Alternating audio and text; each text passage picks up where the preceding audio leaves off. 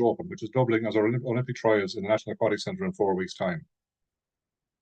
I want to congratulate everyone who was qualified to compete in this Olympic trial and give my sincere best wishes to those who will ultimately represent Ireland in Paris. We will travel with optimism, but most especially with pride in our athletes.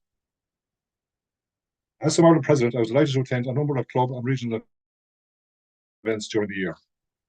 The Ulster War Memorial, held in Bangor, is the regional club relay championships, but it doubles as a magical event commemorating IESA members who lost their lives during the two world wars. I was very impressed by the respectful solemnity shown by young and old during the playing of the last post. The Ice Mile and the Clontarf Bats, organised by Fergal Printable and Eastern Bay Swimming Club, brought together a number of dedicated outdoor distance swimmers. On an icy morning in February, it was strange to hear Fergal comment that he would like it a little colder. They're certainly hardy souls.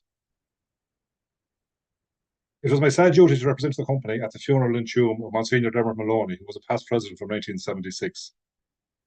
Father Maloney, as he was then, was a huge force in Irish swimming for many years, but particularly in his home province of Connacht and his club Tuam. May he rest in peace.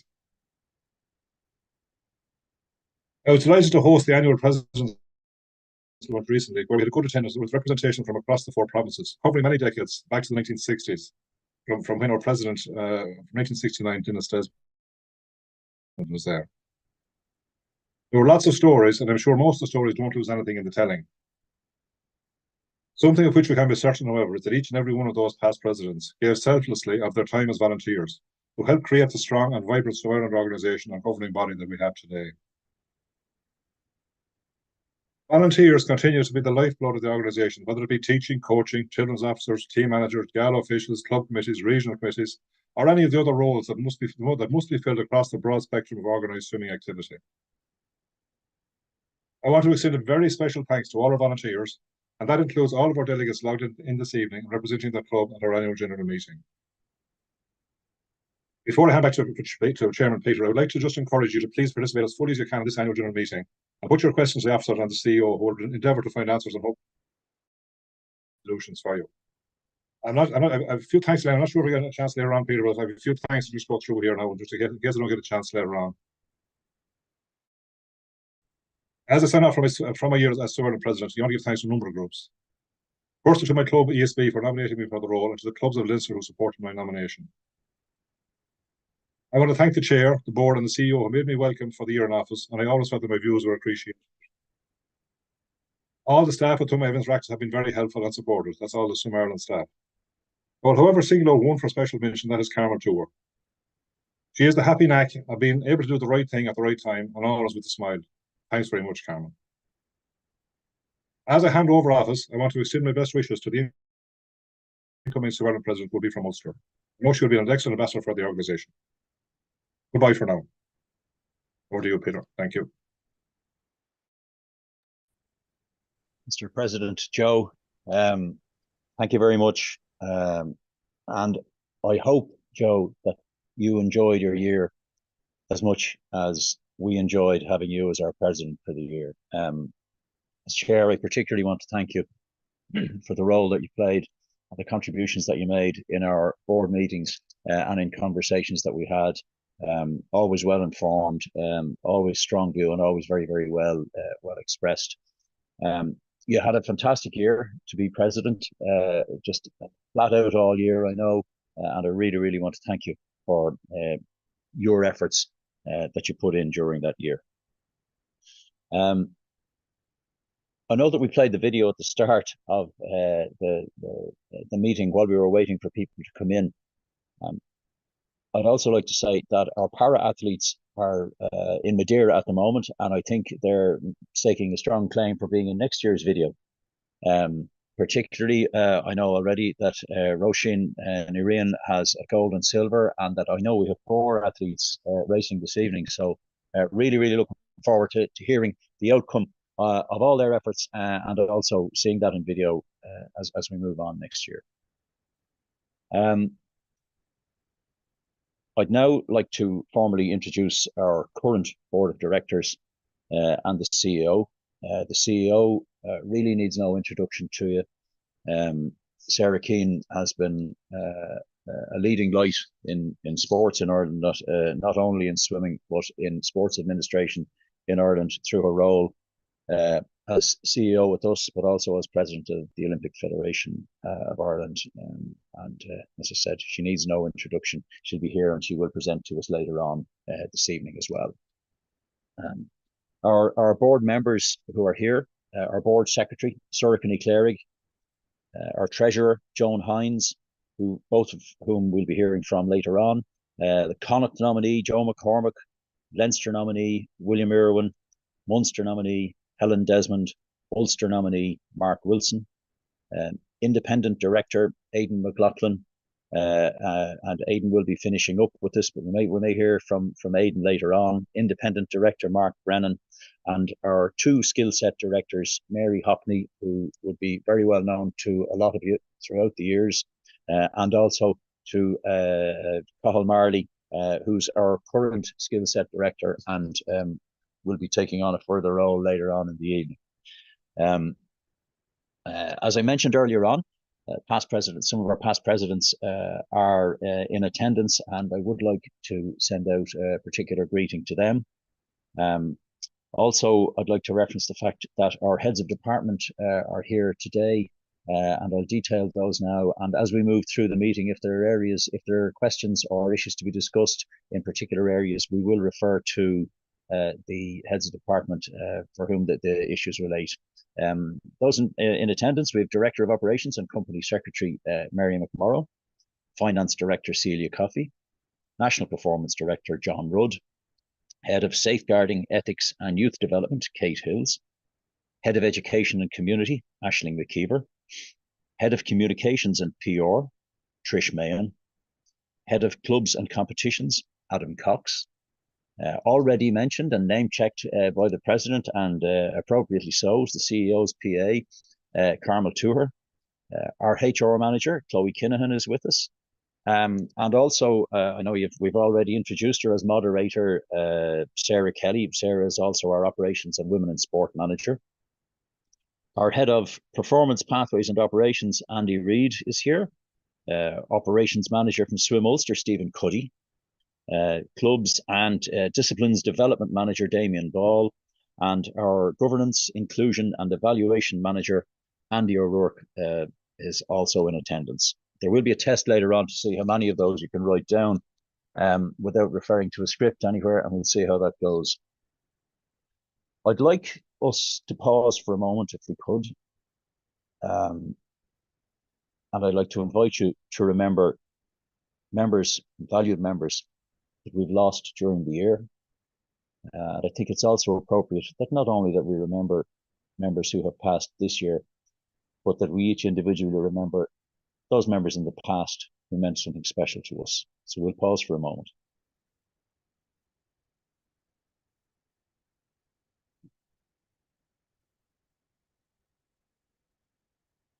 Now, I'm now going to turn you over to Mary McMorrow, and Mary will take us through any apologies that we've received. She'll take us through the minutes of 2023 and matters arising. Mary, over to you.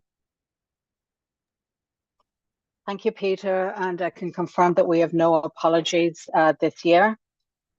Just in relation to the minutes, a copy of the minutes was circulated in advance of the meeting, and we have a copy of those also in the chat box. I'd like to ask if you consider these minutes are accurate, and if there are any queries, I would ask you to please put your query into the chat box.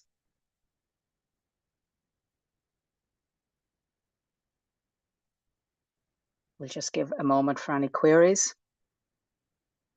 Nothing there, Mary, from our end in the chat box. Okay, thank you. Okay, Mary.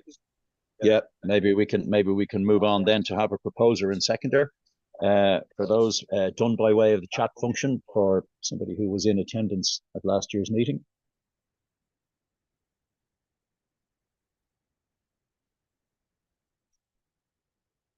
Please don't be shy. Owen O'Donoghue from the NAC has proposed, and Paul McQuillan from Lisburn City Swimming Club will second. Excellent. Thanks very much for that. And I'll then ask if there are any matters arising from the minutes of last year's meeting.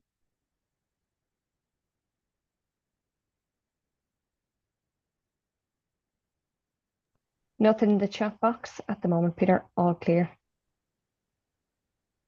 Okay, thanks very much for that, Mary and Sarah. We'll move on to agenda item 4, which is our Treasurer's Report and financial statements. Just for the record, it's not a requirement to have our auditors at the AGM, and on the basis that the external auditors were satisfied with the audit and had no matters of concern to raise, accordingly, Lombard Accountants Limited has not been asked by the board to attend. I would say, though, that I was delighted to see that there is even further governance around auditing now, and we had several meetings with Lombard, probably more than we had at any stage, as part of new guidelines, and always goes to further transparency and openness in how the accounts are presented. I'd now like to introduce Joan Hines, who is the Swim Ireland Treasurer, and Joan is going to give us a PowerPoint presentation. The notes to the 2023 financial statements have been circulated in advance, and it was noted to everybody that any queries that there were could or should be submitted prior to the meeting. If anybody has any queries that arise on the spot this evening, we're more than happy to handle them. And if there's anything of an overly technical nature, then we'll certainly give a guarantee that you'll get a response in the very near future on those. But I'll turn you over to Joan for now. Joan. Thank you very much, Peter. Good evening, ladies and gentlemen, and I'm pleased to present the Treasurer's Report and the 2023 financial statements for Swim Ireland.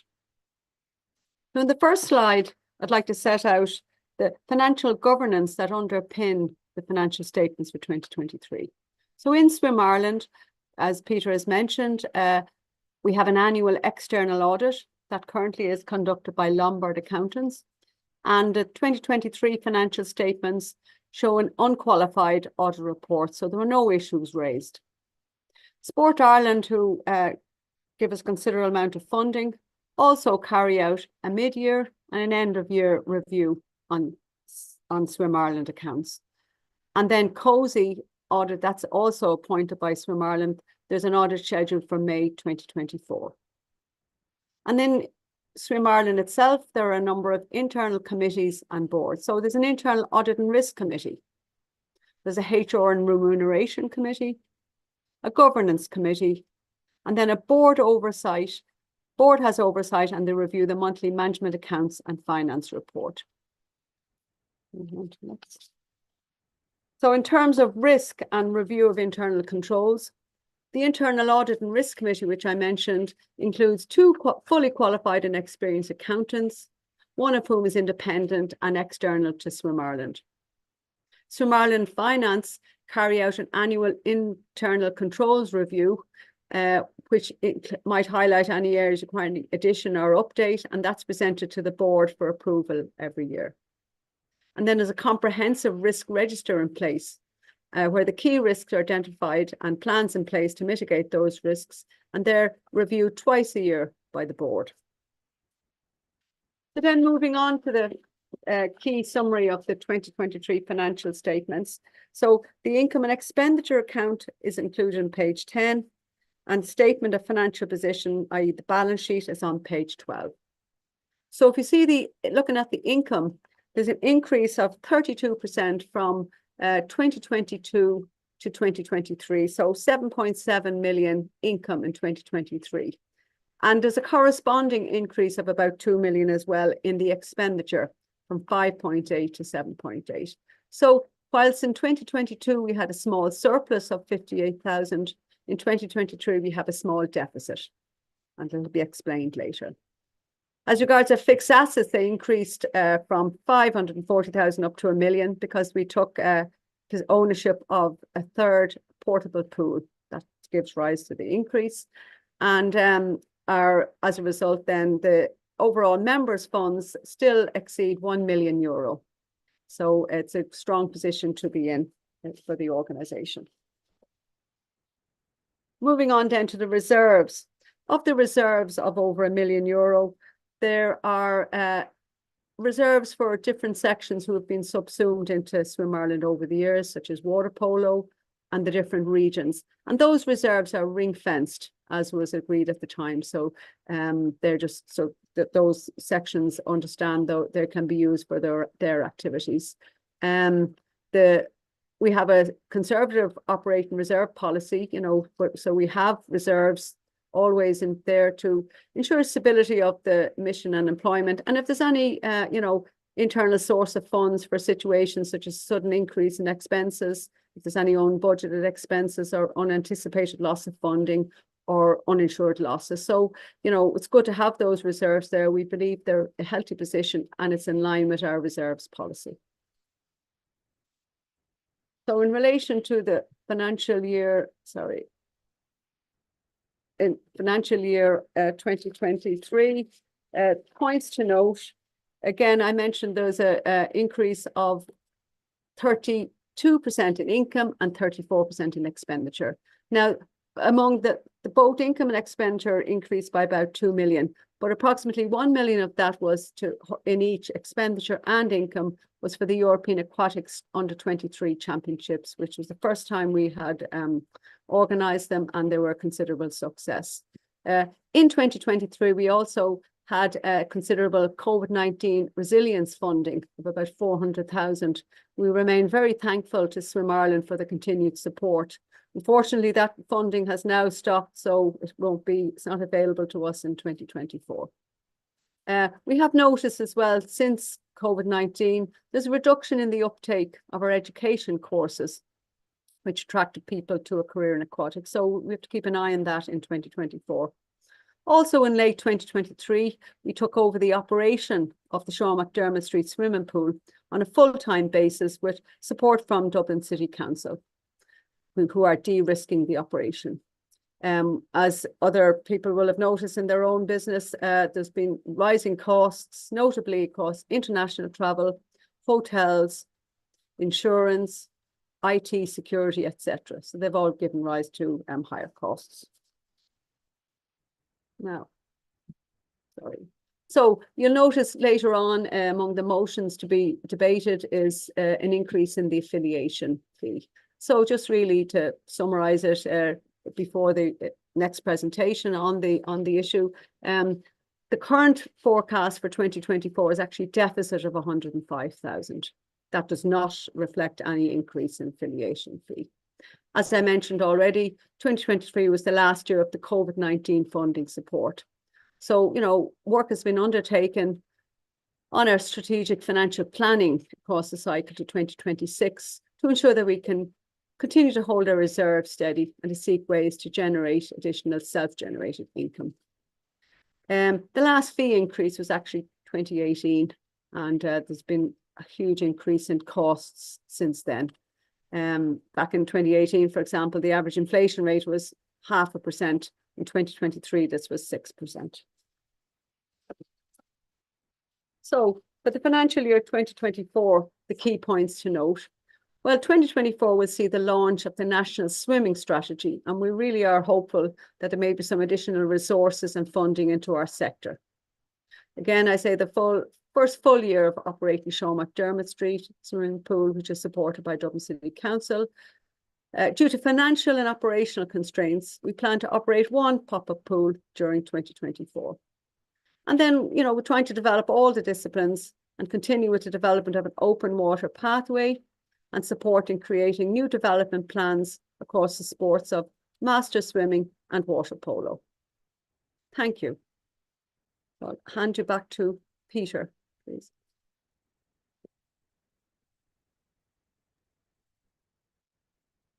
Thank you, Joan. Thanks for sharing.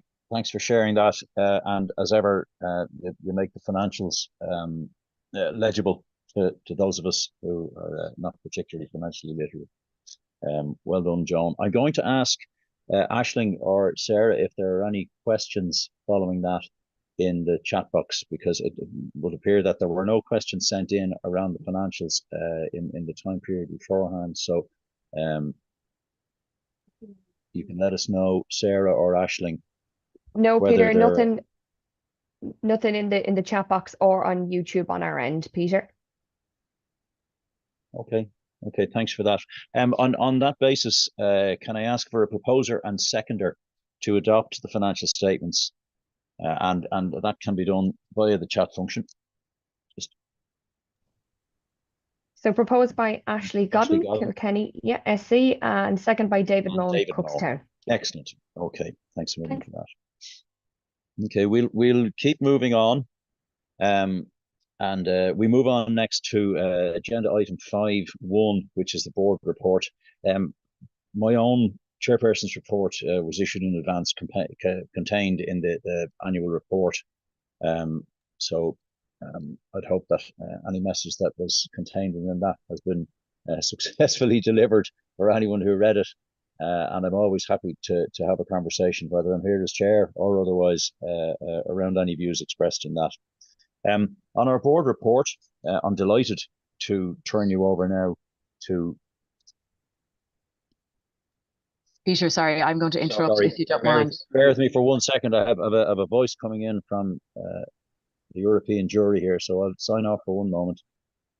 Sorry, Peter, to interrupt. Hopefully everybody can hear me. It was just we do have a question in the chat box that's come in, so I'm going to take that if that's okay. And if I've missed any, if there's others, just let us know. So the question, just to make sure everybody can see it, is: did I understand correctly that we brought a new pop-up pool, so we now have 3, but can only use 1 at a time, or did I pick that up wrong? I think that's a fair question. So maybe just to explain the position around the pop-up pools.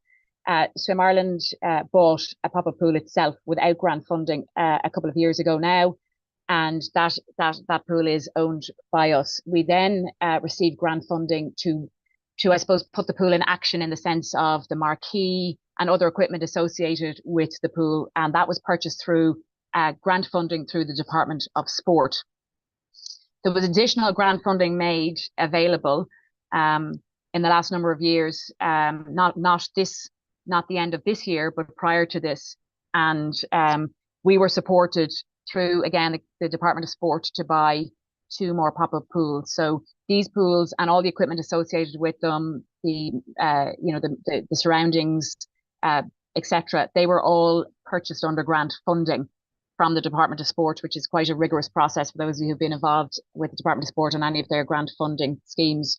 The Department of Sport and Sport Ireland are very supportive of what we're trying to do with coming up with an innovative solution around Learn to Swim, and to try and bring swimming to areas that maybe can't access it in the same way maybe that others can. Having said that, we all know that there are general access challenges getting into swimming pools. So Swim Ireland currently is in possession of 3 pop-up pools. The latest one only arrived and hasn't actually been put into action yet in the last couple of months. The last one actually was designed by us in conjunction with Florida, who are the people who produced it. So from that perspective, it's been quite exciting to look at the development of that pool. Our challenge at the moment is, as has already been explained by our treasurer, relates to the finance of the organisation. And whilst we are a member organisation, the organisation is owned by the members, you representing the clubs. Part of our mandate is to support swimming in the aquatics and the development and promotion and regulation of same across the island of Ireland, not just for our members, but also to encourage and provide opportunities for people generally to participate in the life skill, the physical activity and the sport that is swimming, and obviously the other aquatic disciplines as well. So on that basis, we do intend to continue to operate a pop-up pool, but right now at the moment, we are not going to try and operate 3 at the same time. We don't believe we have the resources to do it. And therefore, we are looking at how we're going to do that as we go forward. We are looking into discussions with local authorities and others to see how we might manage that. But we're trying to get a balance between supporting the needs of the members of the organisation, and then obviously trying to provide swimming opportunities and other discipline opportunities for those who are not direct members of the organisation. So we do, as an organisation, have possession of and own 3 pop-up pools, but currently there's only 1 in operation. And hopefully that clarifies that, but happy to take any more questions. And obviously, if there are questions that come up in the chat room that we missed, we'll be happy to come back to them. Is there anything else there that I can't see, Sarah, Aisling and Peter? Apologies, I just thought it'd be good to take that at the time of the question. No, there's nothing else there, Sarah, at this moment. We're all good in the chat box. Okay, thanks for that, Sarah Kelly, and also to Sarah Keane Thanks for coming in there. I did reference technology earlier on. I can give you one guarantee this evening. If something pops up in a chat box or anywhere else, I will definitely not see it. So anyone who is a moderator or a host or who wants to jump across there, certainly give me a tap on the shoulder virtually at any stage, and we'll go back to any questions that were there. And apologies to whoever popped that question in. So at this point, I will turn you over to Sorcha Niclairig and Mark Brennan, our board secretary, Sorcha, and one of our directors, Mark, to give you our board report. Over to you guys. Brilliant. Thanks a million, Peter. Just on behalf of the board, I'd just like to say we're delighted to have the opportunity to talk, and also we're very excited about the year 2024, particularly with the Paris Games coming up. I'll take the opening part of this board update, including the first two pillars, and then the outgoing board secretary, Sorcha Niclairig, will take the third, fourth, and fifth pillars. I just want to start by sharing a reminder that the Swim Ireland vision really is to be an island of swimmers, and it's about welcoming people into swimming and aquatics. And it's something we as a board feel very strongly about, as it's all about being united in our love of the water. Our annual report sets out the governance structure in some detail, so I won't go through that here now this evening, other to say that the role of the board is to provide strategic direction and oversight over the organisation, and something we take very seriously. This evening, Sorcha and I would like to focus on giving you an update of a flavour of how the strategic focus of the board panned out in the year 2023. Just as a reminder, the current strategy is one of the most exciting ones we've had to date as an organisation. It builds on the work we've done in previous planning cycles, and it looks to bring aquatics and Swim Ireland to a new place in terms of relevance, impact and outcomes. There are 5 pillar headings as part of the strategy. First of all, there's the national infrastructure for aquatics. Second of all, there's community and participation. Third is clubs, regions and competitions. Fourth is performance. And fifth is organisational excellence. So we'll give a brief update on a couple of key focus points from each of these now accordingly. From the first pillar, the national infrastructure for aquatics, the main thing really from a 2023 perspective to give an update on is the national swimming strategy. I know Joan touched on it previously there. As many of you be aware, it's been a long time in development, and we have been contributing to the working group tasked with developing it. The strategy has the potential to be transformative for our sport, and we have sought to use our influence to set the direction of this strategy. We're now awaiting government sign-off, and the publication is imminent, we believe. We cannot promise that everything we've asked for will be in the final document, but we have been encouraged by the recognition from government of the importance of swimming and the recognition of the importance of our clubs to sustained participation. So we're very encouraged by that. The second point on the first pillar I'd like to draw your attention to is the review of the progress on the national infrastructure side of the pillar. We're acutely aware that infrastructure is a big challenge for our clubs, and therefore it's a particular focus for the board. At the November board meeting, we did a deep dive into the infrastructure developments and are pleased to see the progress made, particularly in the relationships that we've been developing across multiple local authorities. This gives us an opportunity to make the case for clubs to be an essential part of the ecosystem of any swimming facility. Initiatives like the Swimming Facility Planning Model, the Eco Pools Report, and a range of participation activities that we are now able to deliver in partnership with LSPs are opening doors for us and establishing us as a key stakeholder in the sector. It's probably worth noting that the pop-up pools we've just had a discussion about have been particularly successful in opening those doors with various stakeholders. Moving on to the second pillar of our strategy, community and participation. A couple of updates from me on this before I hand over to Sorcha. The first of all is the review and the approval of the grant applications, including dormant accounts and Healthy Ireland. One of the key responsibilities of the board is to ensure that the organisation is spending grant money for the purposes for which it was intended. The board signs off on all Sport Ireland grant applications before they are submitted. They are rightly quite onerous requirements in terms of reporting, and the board also closely monitors the progress against targets set out in the application, sign-offs and reviews all before submission. And this is something we're very proud of. The second piece within this pillar is the approval of the revised department restructure to support the delivery of the strategic plan. A board strategic away day is held once a year, and in 2023 this took place in November. A key focus of the day was to look at the staffing structure to ensure it was fit for purpose in terms of delivering the aims of the strategy. Some suggestions emerged through these discussions, which have already been or are in the process of being implemented, including, for example, the restructuring of the operations team to provide additional support to deliver the infrastructure pillar. They're my updates. I'll hand over to Serka now, who'll take you through the updates across the remaining 3 pillars. Great, thanks, Mark. So on to focus area 3, which we've said is around clubs, regions and competitions. So this really is around supporting the core membership base with solutions that address their needs, grow the sport across all disciplines, and it's continually strengthening the sport at a national, regional and club level and delivering a world-class domestic competition programme. So there's 4 key updates, key discussions and key decisions that we've looked at on this in the last year. The first one is around the update from the Athletes Commission, which focuses on both swimming and diving, and the approval of the strategic direction of the Commission. In July, the co-chairs of the Swim Ireland Athletes Commission, so Grania Murphy and Nicholas Quinn, presented a report to the board and outlined their plans centred on the strategic vision, which is for Irish swimmers, divers and para-athletes to be the best represented within Irish sport and for their athletes to have a positive experience.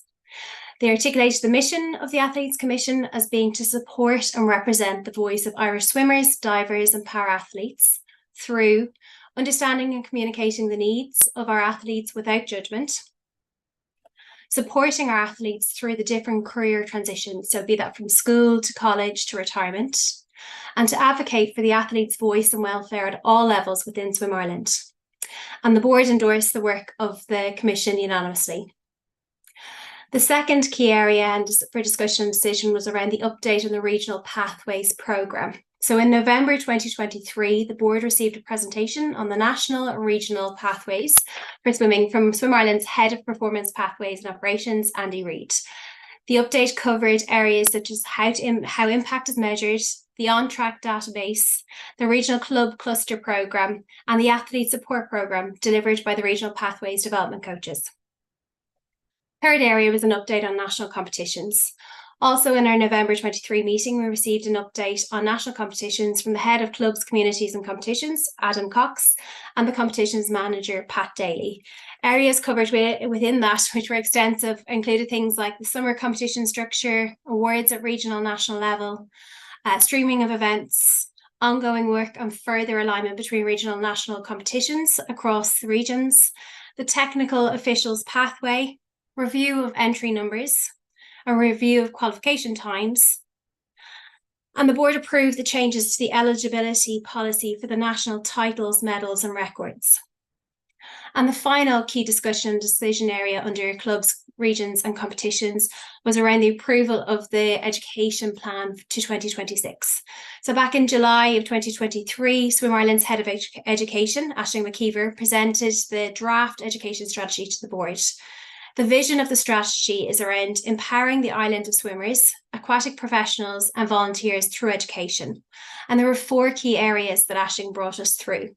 They were the careers within the aquatics, innovation and technology, aquatics academy, and the market leading education. So then moving on to focus area 4, performance, and Mark's already nodded to his excitement for 2024 in Paris, which is still to come. So this was really kind of one focus area that we looked at within the 2021 to 2024 cycle. And really within this pillar, it's about continuing to build the Irish swimming performance system, which enhances performance knowledge, understanding and resources to cultivate a belief and a culture which drives Irish athletes to consistently deliver world-class performances in the moments that matter. So the key thing was back in January 2023, the board reviewed and endorsed the Olympic 2024 selection policies for swimming and diving, which were proposed by the Swim Ireland Performance Director and Performance Team. And these policies were then released in February 2023. And then in September gone, Swim Ireland National Performance Director, John Rudd, delivered the update on the summer international competitions and the key strategic priorities for the immediate future.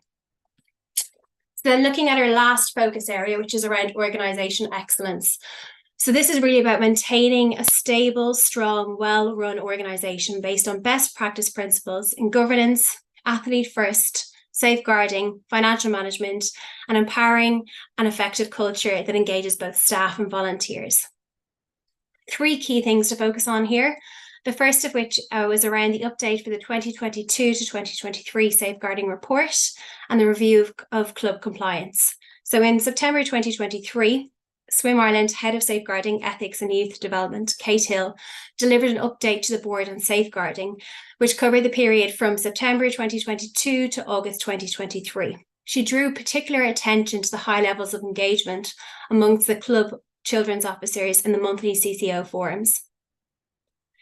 And then moving on to look at the review of the DEIB action plan. So in February, the board reviewed and approved the Swim Ireland DEIB, or Diversity, Equity, Inclusion and Belonging Action Plan. So one of Swim Ireland's core values is around well-being and inclusivity. And we aim to be inclusive and welcoming in our sport, seeking to empower everybody to participate in a safe and enjoyable environment where everyone is treated with the same level of respect, equality and importance.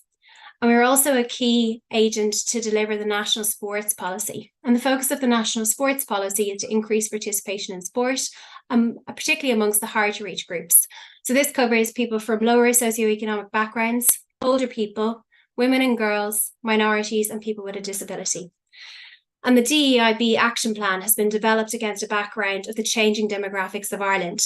It seeks to harness the opportunity of the growing demand for swimming and other aquatic disciplines, ensuring a diverse, equitable and inclusive environment and culture to reach our sport's full potential and become a sport for all. And then the final update and the final focus area under organisational governance is a review of the Governance Code of Sport, compliance record and the signing of the annual statement of compliance and the 3-year recommitment to the code. Good governance is core to everything we do, and the board of directors is ultimately responsible for ensuring that the legal entity, that is the Irish Amateur Swimming Association, is fulfilling both its legal and its fiduciary responsibilities and requirements. Compliance with the governance code is also a condition of funding. A governance committee helps us to monitor compliance. And then at the final meeting of this board in March just gone, we received a comprehensive update from the independent chair of the committee. And we are satisfied that Swim Ireland remains fully compliant with the code. And we have indicated so to Swim Ireland. So that completes the update from the board report, and I'll hand you back to Peter.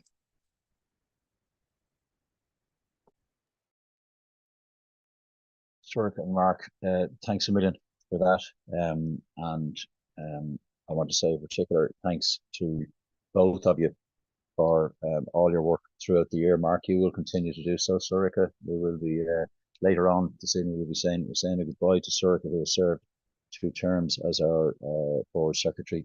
That's for later on. I know that there was at least one question in the chat box, and I think Sarah is going to take that in under her report. If there are any other questions, pop them up. Sarah, Kelly or Aisling, you might let me know if there's anything else there. Yeah, there's just another question there, Peter, from Caroline and Lockheed. So there's a question around the open water pillar. So under which pillar is the development of open water swimming included, including developing, increasing events and the quality of their delivery in each region? Thanks, Sarah. So perhaps I might take that. So for us, open water has developed a lot over the last couple of years in terms of our involvement directly as an organisation, as opposed to maybe an arm of our organisation. So maybe to explain that, Swim Ireland didn't run open water programmes to encourage people to get involved in the open water, and these would have been generally non-members until a number of years ago. And this really, I suppose, evolved then during COVID as well, and we would have received specific funding from the Department of Health, actually under Healthy Ireland, to support getting more people involved in particularly the sport of swimming and the life skill and physical activity that is swimming. But these really were really for people either, you know, learning to swim, dip into the water, or then we did encourage people from programs as well, maybe beach to buoy, and maybe then people were starting to swim a little bit longer. And then as part of that, then this evolved into events, which were events whereby it gave people an opportunity to swim a particular distance. And, you know, you would have had multiple opportunities for different swims within, let's say, perhaps a particular day on a particular event. However, particularly, I suppose, with the fact that a lot of our clubs did take to the open water during COVID, and the fact that also from our perspective, we know that there is a performance open water piece. We felt that it was time to start looking and speaking with our clubs and regions about whether we should develop a more competitive open water part of Swim Ireland. So over the last couple of years, there has been international teams that have participated primarily at junior level in European competition, open water competition, and I want to thank all of those who've been involved in that to date. And we're now, for the first time, in discussions with the regions about starting to run regional competitions in open water. And this will be the first summer that we're going to do that, but it is sort of still in a pilot phase. So I suppose what we're saying is that open water sort of started under the participation pillar. And there is a portion of participation in terms of open water that sits still in the participation pillar. Having said that, we now have developed further so that now there's a portion of open water that sits firmly within the club's pillar. And there is also a part of open water that is coming into its own in the performance pillar. It would have been done, particularly in the performance pillar, without any particular performance funding from Sport Ireland. But we are making the case to them now to have that as part of our funding going forward as we start to build. So it actually straddles different pillars, and a lot of our disciplines do that in order to ensure that there's different aspects to them, whether it's competition or whether it's participation, whether it's governance. So hopefully that's clear. Adam, do you want to say anything further on that as I suppose the lead on the most kind of newly developed or developing part of the open water programs? Open water area.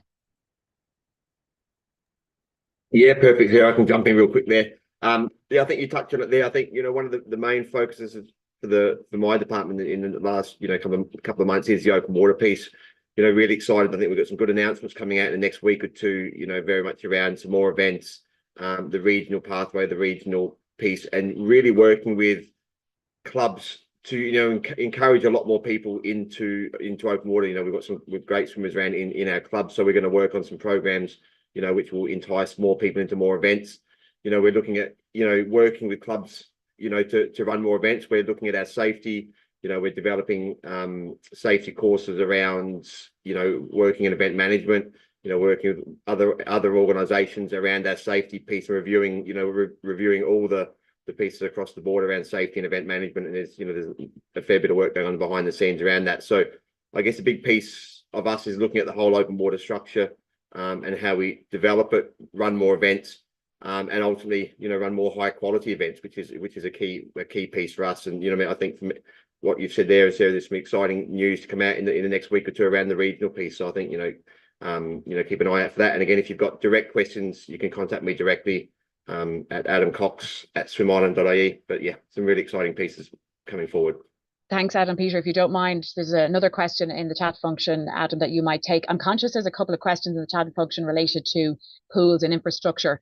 I'm going to concentrate a lot on that in my piece, which is next. So if people don't mind, we might take those questions at the end of my piece. But Adam, you might take that question. I'm not sure if you've seen it. The question is it the intention to reintroduce the medal ceremony at the Limerick Nationals? And I certainly know that this came up at a board meeting last year. So yeah, look, it has come up, and I think that's Richard there. Yeah, so look, it's part of the wider review piece, Richard, and there will be a full review of the medal presentation, the medal ceremony piece. I'm not sure it'll be the same medal ceremony that we would have done previously, but there will be a you know, more fanfare around we do the medals down in Limerick. The challenge you face down in Limerick is just the pure number of swimmers, the number of events, and time there. But there will be, you know, it's part of the wider review, and there will be a you know, more of a medal presentation down in Limerick, definitely. I would say though that we do recognise that it was disappointing for a lot of the athletes in terms of how they did receive their medals, and we do want to ensure that we listen to that feedback. So I think that was, thank you very much for whoever raised that question as well. Yeah. Peter, the other questions, if you're okay, I might take them under my piece, which is next in any event. Yeah, that's absolutely fine, Sarah. We'll move on and revisit those questions. And thanks for the input. And it's good to see some chat there. We'll move on, and a big thanks to Sorika and Mark for your input there. Thanks, guys. Our annual report for 2023 was circulated, and for those of you who had the opportunity to go through it, it is a fairly comprehensive document. I don't propose to go through it in full detail, but I do have some references that I want to make as we move along. What I would suggest is, and I know that most people find that they gravitate towards the piece within the report that's pertinent to themselves and their clubs, and I would suggest to you that you go straight to that and extract the pieces that you want. But I would ask you as well to circle out from there and find the piece that is next most relevant to you and work your way out. And in that way, you'll get a fairly comprehensive view of the whole aquatics picture throughout the country. In relation to the report that's there, I would like to highlight the regional reports on page 22 and the anti-doping report, which we mention each time we have an AGM. Just to do some brief highlights around the regional piece for Connacht, the very strong uplift in the number of members and clubs, and 3 regional representatives received special recognition, with Patricia Cleary inducted into Swim Ireland Hall of Fame. Marion English received Volunteer of the Year for her contribution as coach and committee member, and Ken Doherty received the Swim Ireland Official of the Year award. So well done, Connacht. Leinster had a comprehensive gala competition calendar with changes in their management committee, having a new treasurer co-opted last May, and following this year's annual conference, a new chair and secretary have been appointed, and that will add capacity to the work of the committee. There were ongoing negotiations between Leinster and NAC working on streamlining operational efficiency, and a new contract for the next 4 years will be signed off by June. In Munster, we've also seen hard work on streamlining their operations, with a new website launched and a new competition handbook issued in September. This will be an annual feature. Munster school entries are now also done through High Tech and Jotform. The region also held Swim Festival 2023 for the first time, which was very well received, and also the first regional skins. Swim Munster Coaching Conference was also very well organised and very well attended. And in Ulster, well, it's just been a great year for Ulster due to remarkable performances at international championships. Highlights would include Daniel Whiffen making history at the World Championships, winning gold in the 800 and the 1500 free.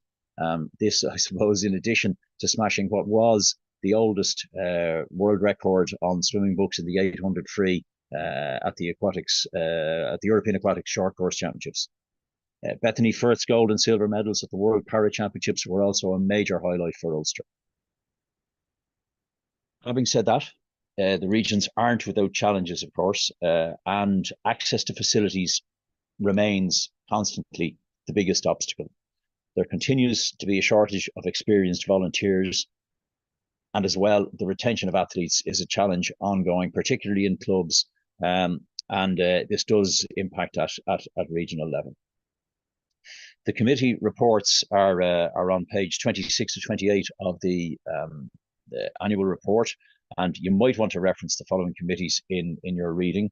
Our audit committee, which provides advice to the board on the adequacies of internal controls and risk management on financial and non-financial risk.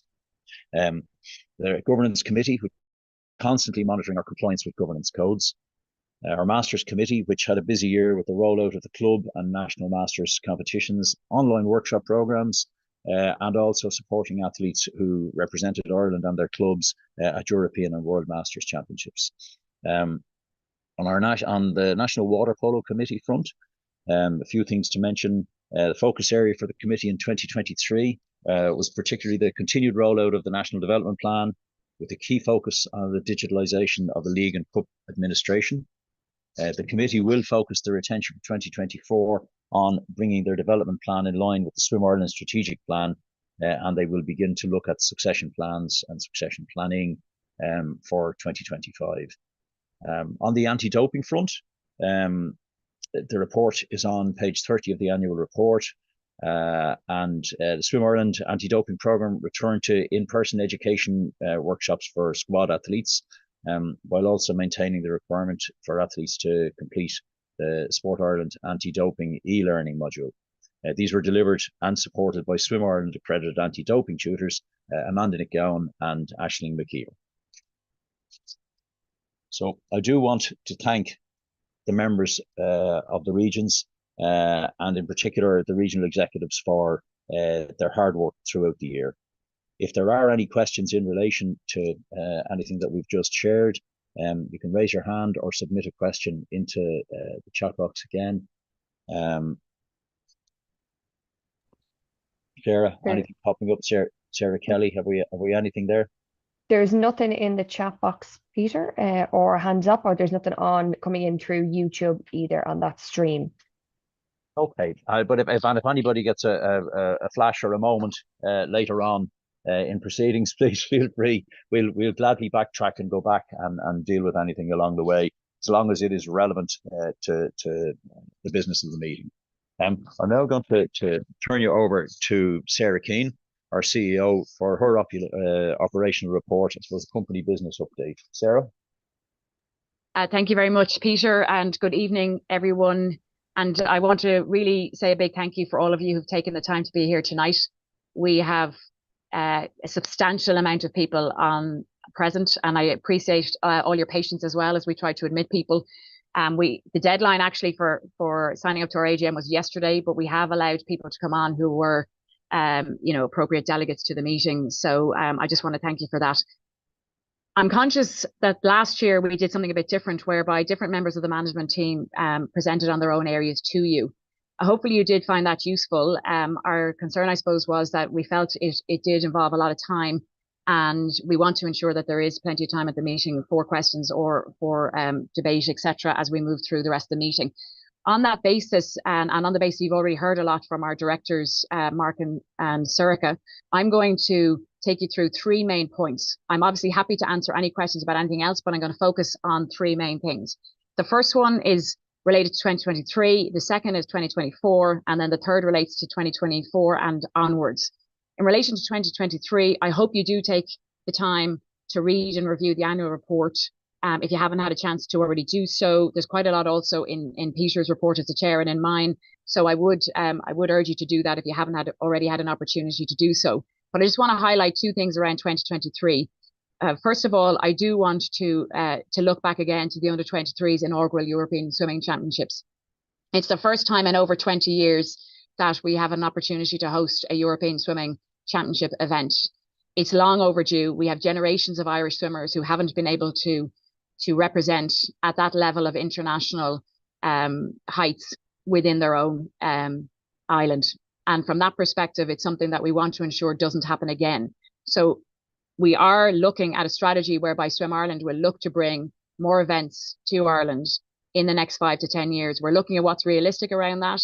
But from our perspective, we were delighted with all the people who showed up, the crowd, the passion, fantastic work from our swimmers, our coaches, our teams, our officials. We got great feedback from European Aquatics in terms of how the event was run. It was an inaugural event. There was some things that were done differently than before. And I think from a staffing perspective, and I include the volunteers who staffed the event in that regard as well, there was a huge bond created across all areas for all of those who put so much time and effort into what became an absolutely incredibly successful event, with Ireland topping the medal table for the first time in its history as well. So I want to give a big shout out to everyone to thank you for that.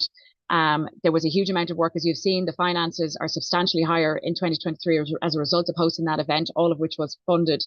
Having said that, it is on our radar to do something like that again in the next number of years, and look at sort of a strategy around when and how we might look to host international events. And that is one of the reasons that we are looking to influence at European and world level. So I sit now on the board of World Aquatics and on the board of European Aquatics. John Rudd is performance director, is involved at world and European level. Merrick McMorrow is involved. Ashley McKeever is involved. Gary Stoops sits on the European Swimming Committee and has been nominated as the first Irish swimming official to be nominated to officiate at the Olympic Games in 20 years. So I want to give a shout out to Gary on that as well. So I just wanted to reference that relation to 2023. The second thing I wanted to reference related to 2023 is the fact that Swim Ireland was awarded the National Governing Body of the Year. And frankly, you may say, what does that mean for me? I still have my problems that I have at club level. I'm still challenged to access pool time. I still have challenges around increasing costs. And I suppose what I'd say to you about that is that we've all seen plenty of stuff that comes out in terms of whether the not-for-profit sector, when things aren't going well, whether that's charities or whether that's sporting organisations. And it is incredibly difficult to raise funds, be that on the commercial side or from a grant perspective. It's incredibly difficult to challenge our politicians to build more swimming pools and to give us access to more swimming pools and the operators of swimming pools if we as an organisation is not seen to be good at what it does and to be seen to be operating in line with good governance and to have a reputation that is positive for those who are going to invest in our sport and in us as a governing body, which means effectively in all of our clubs. So from our perspective, there was one big thing that happened during the pandemic that you may or may not be aware of. It's the first time that the government actually handed over funds to swimming pools in order to keep them operating. This is obviously in the south, but the same did happen in the north. It wasn't significant funding, but it was the first time in the history that it's happened. And it's a sign that if we do advocate and we do our job well, that we will make changes in this arena. To move on to 2024, there's just a couple of things I want to say. And I suppose one of the first things I want to say is you may or may not have noticed that we have sought to increase our engagement opportunities with you, our membership, in the last 6 months of last year and into this year. Because we feel we're finally moving past COVID-19. So we're seeking to understand where our clubs and our members are at this juncture and what support you need from us, together with recognising the current demands that now exist within the sporting community and landscape. So, for example, in 2023, we've had direct contact through our clubs team with approximately 120 clubs, which is a substantial amount of our membership. We ran surveys on important matters of national eligibility, retention, transgender policy, to name a few. And the response rate we got from you was absolutely amazing. And several of our surveys, not one, several of our surveys, we had approximately 1,200 responses, which is phenomenal. I want to give a big thank you to that and to advise you that you do get to make your voice is heard, particularly when you come out at that level in terms of how strongly you feel about things or what you want us, whether that's the staff or the board, to hear. We have hosted events for our officials to come together, our coaches to come together, and we had 180 club children's officers attend CCO forums in 2023, which is an amazing testament to the work of our volunteers in all of those areas. We only recently ran regional workshops on our strategy with very good interaction from the clubs and members. We didn't have huge numbers on these, but those who were there were passionate and had a voice. And we are currently analysing the responses received from the clubs and the regions in relation to these, and they will impact on some of the decisions and things we're going to do in 2024 and onwards. We're having meetings with the regions, directly the regional executive in the coming quarter, and we're engaging directly with our disciplines in terms of new plans for the further growth of all the aquatic disciplines. And we're going to review this, as I've said, with a view to relaunching our club and member support programme at the end of the current year in terms and heading into the new season. So September, October of 2024. So we're going to ask you to continue to feed into our surveys. You will get another survey in the next month where we're going to be asking you a bit more detail and for a bit more emphasis on some of the areas you want us to concentrate on in order that we are fit for purpose in terms of what you're looking for from us. We also will be issuing a save the date for the day of our national awards, because the intention is to host an all-day clubs and members event on the day of our national awards. So asking our whole community, or a lot of our community, to come together on the day and then enjoy our national awards in the evening. We will be having different events going on for the coaching side, the education side, the development side, the different disciplines. So this will be a big event. So we're giving you a heads up now of this event taking place in November 2024. And we want to make sure that we shape it in a way that's useful, helpful, and works for you as our clubs and members. I'm going to move on to my final section, which is to move from 2024 into 2025 and beyond. And this is where I come to infrastructure. I have been in Swim Ireland almost 20 years at this juncture. And from the moment I was privileged to become part of this organisation and continuing into today, we have experienced challenge with access to swimming pools. And it's taken us this long to be in a position to include infrastructure as a pillar on our strategic plan. And as you know well, it is not straightforward. When we speak about infrastructure under this particular pillar, we're speaking primarily about building and maintaining swimming pools. And indeed, that's outdoor swimming areas and outdoor swimming pools as well as indoor. But we're speaking about that rather than getting more access to current facilities. We do know from our recent engagement that accessing current facilities is a massive challenge in itself. And what we're going to do is look at how we can, in our club support programme and in our clubs team, provide additional support in order to try and help you better address that issue. So that will be part of our reviewed, redirected and reinvigorated club support programme. So we have heard your feedback about this. But what I'm going to speak about now relates to the bigger infrastructure pillar, which is led by the incredibly competent Mary McMorrow. There's certain things we've done that I want to update you on so you get a sense of what's happening and where we're going to from here, because this is ever evolving. You've heard about the National Swimming Strategy. This relates to the ROI only, but we have already started a discussion in the North about this. So it's not going to be something, in our view, that will only be in the Republic of Ireland. It is not going to, when it's issued, it's not going to be the silver bullet. It's not going to answer everything we want. In fact, there'll only be a certain reference to our clubs in it, and there'll only be a certain reference to competition and performance swimming in it. It is going to be very facing around participation opportunities.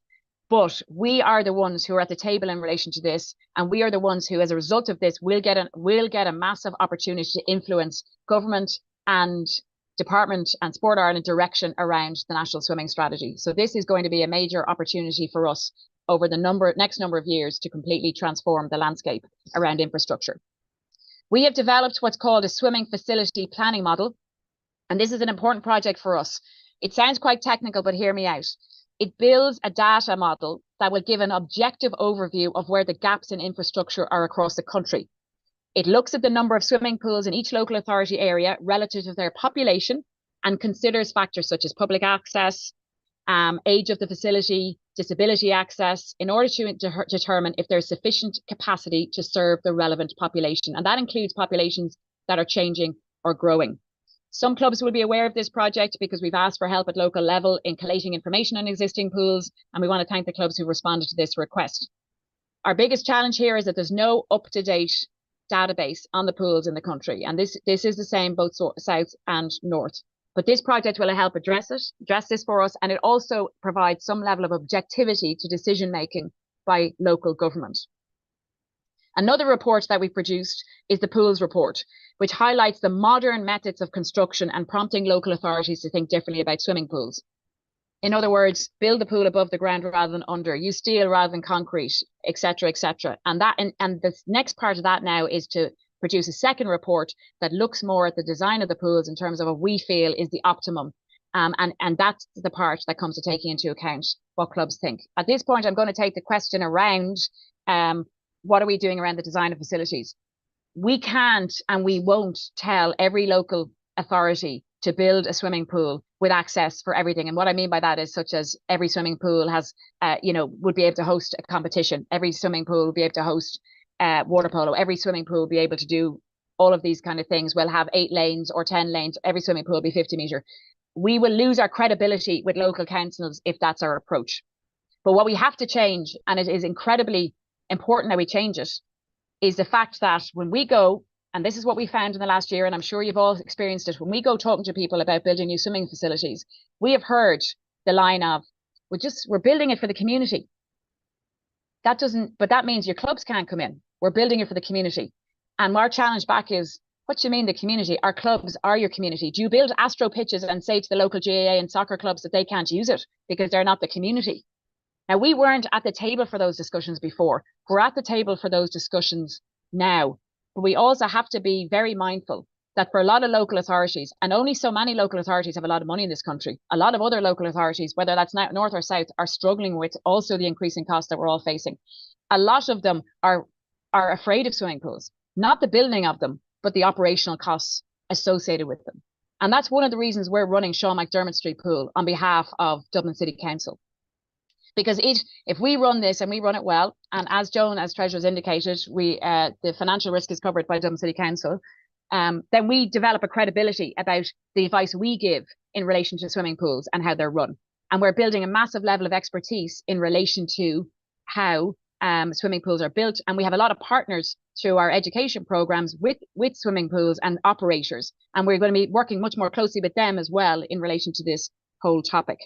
The other report we've produced is the Eco Pools report. So we've been really, really busy in this area, and this is not our normal day-to-day business. But in our strong opinion, this is the future for our sport. The Eco Pools report recognises that local authorities have set very ambitious carbon reduction targets. And for those of you who don't know much about the side of swimming pools, this is a big issue because the carbon output from swimming pools is going to be a big challenge for local authorities to hit their targets. So we have commissioned this report, which sets out the energy efficiencies that can be achieved. And part of this will be then working with the swimming pool operators to get relevant funding from the department to actually enable them to make those changes, and for new pools all to be built a certain way that this is dealt with from the start. At the moment, we're also contributing to local development plans, feasibility studies, local sports plans, architect consultations. So the question about can we come and work with you? Yes, we can. If you'd asked me that question a couple of years ago, I wouldn't have been able to possibly say that because we wouldn't have had the expertise, we wouldn't have had the credibility, and that's what the pop-up pools do. You may, as members, ask why are we doing these pop-up pools? They don't benefit us as members, and in a lot of ways, I can understand why you might feel like that. They are really an amazing tool for people who aren't in a position to access swimming. And we have seen like teenagers who've never been near swimming before get into them. We've seen incredibly obese people get into them. We have seen a situation where we have autistic kids who find a normal swimming pool too loud, but can get into these little pools on their own. They love them. They're warm. They're much, much warmer than any normal swimming pool, which means that people with a disability or who can't move very much, mobility issues, they work for them. So these are incredible. But I know they're not for our clubs. We do know that. The board know that when they're making the decisions. But when we open those pools, the CEO of the local council arrives down. Half of the politicians and the councillors arrive down. We get immediate access to decision makers. And that's where it's useful from a point of view of our clubs and our members. At the moment, we're working with various councils, Cork City Council, Dublin City Council, Fermanagh Lakelands Forum, Redevelopment, Causeway, Coast and Glens District Council. We've Ballyborough County Council, Westmeath County Council, DLR Development, Galway Water Polo Pool, and we're also liaising internationally with different pool, people with pools who build pools and have expertise around pools. And one big thing that's happening this year in the south is that there's going to be another large-scale infrastructure fund opened. This is the big fund. This is a fund where local authorities can receive millions in order to build facilities. And swimming pools are going to get a good shout out and a hearing in this. And we've been trying to work with local authorities to start building their applications. So when this fund opens, they can get in there and we also can support that because the government give extra weighting. The Department of Sport give extra weighting if we back some of these projects. So I'm going to finish by saying this stuff is difficult and it's slow. We have to build our expertise. We have to build our credibility. We have to build our political capital. We have to build our ability to influence both the need for more swimming pools, but also what this swimming pool will look like. There is a lot of expertise within our community already. When you're talking to us and Mary's having meetings, we're being we're delighted with what's coming to the table in terms of the expertise that we already have in the community. So we want to build on this expertise and experience that you have in order that we can really drive this area forward. But I do urge you to support us in this really important work, which does take time, effort, and resource. We're not living in the same world as we did 5 years ago. But one thing I want to point out is, despite the fact that as a governing body, we are under serious pressure to support and cater for opportunities for swimming in the aquatics for non-members. People who haven't been involved before, so they get an opportunity to participate in the life skill, the physical activity, and the sport that is swimming and our other aquatic disciplines. But ultimately, the heart of who we are is our members and our clubs. So everything we do ultimately comes back to that, even if at the start sometimes that's not as obvious. I'm just going to finish by saying, on a personal note, I want to give a shout out to the outgoing chairman, Peter Conway. He's been my direct boss for a number of years now. He's an incredibly humble but highly skilled individual. He's completely passionate about our organisation and our sport, and is a great person to work with over the last number of years. And I know that the board and the Swim Ireland staff feel the same way. So I want to give personally a thanks to Peter, and I also want to thank all of the Swim Ireland board and staff members, and all of you as volunteers and others who play a role within our community, for your dedication and your commitment to do your utmost to help Swim Ireland to deliver on its vision, mission and strategic plan. Thank you. If there's questions I haven't answered, I'm more than happy to take them if someone wants to read them out. Thank you for your time. Thanks, Sarah. There's a couple of comments in the box, just I suppose referring to what you've been talking about in terms of future-proofing design standards, which is key, and difficulties in terms of accessing facilities currently due to the costs. We do have a comment in relation for local authorities who are concerned about operating costs, and that allowing appropriate access to clubs would give certainty around those, and having recurring income there. There's just one comment in here, or another question that's come into the box, just from Dave Williamson in Terranure, who said, can you please clarify why Summer Nationals and Leinster Championships are going to be 3 sessions long again? So this is in relation to competitions. So whether you want to take this now, Sarah, or whether you want to hand that over or to later in the meeting. I might just come back to the operational cost of pools, and then Andy, John, Adam, whoever wants to take the competitions, Pat, please come in. So the point I want to make about the operational costs of pools for local authorities is one of the things we've been discussing with people within the system. So one of the things that's been said to us is that under the current programme for government, there is reference to infrastructure. You see that in the current national development plan for the country out to 2040. You can see the amount of capital spending that the government is doing currently, but there's no reference to operational costs, certainly around sporting infrastructure. So one of the things we need to influence, certainly in the south, and we need to look at it in the north, in the next year, as we come up to a general election in the south in a year's time at the latest, is that in the next programme for government, whoever's in government, that the next programme for government doesn't just talk about building infrastructure or having infrastructure in place. It also talks about supporting the operational costs of swimming and other things. At the moment, and those of you who listened to the news this morning, you would have heard about the situation regarding an individual who had sepsis, wasn't seen, and died in a trolley in one of our hospitals in the south.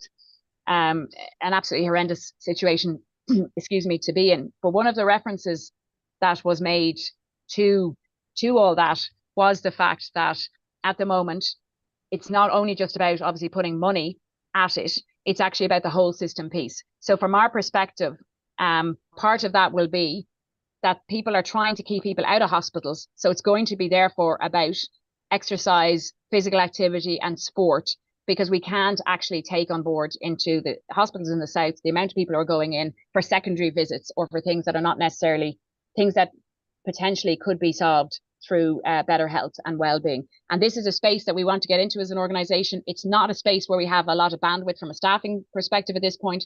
But again, we have to be relevant to government agendas, both north and south of the border, in order for us to really address the infrastructure pillar. And I don't know who's taking the question on competitions, perhaps. Sarah, just one more question there for you, if you don't mind, just before I hand over to the competitions one.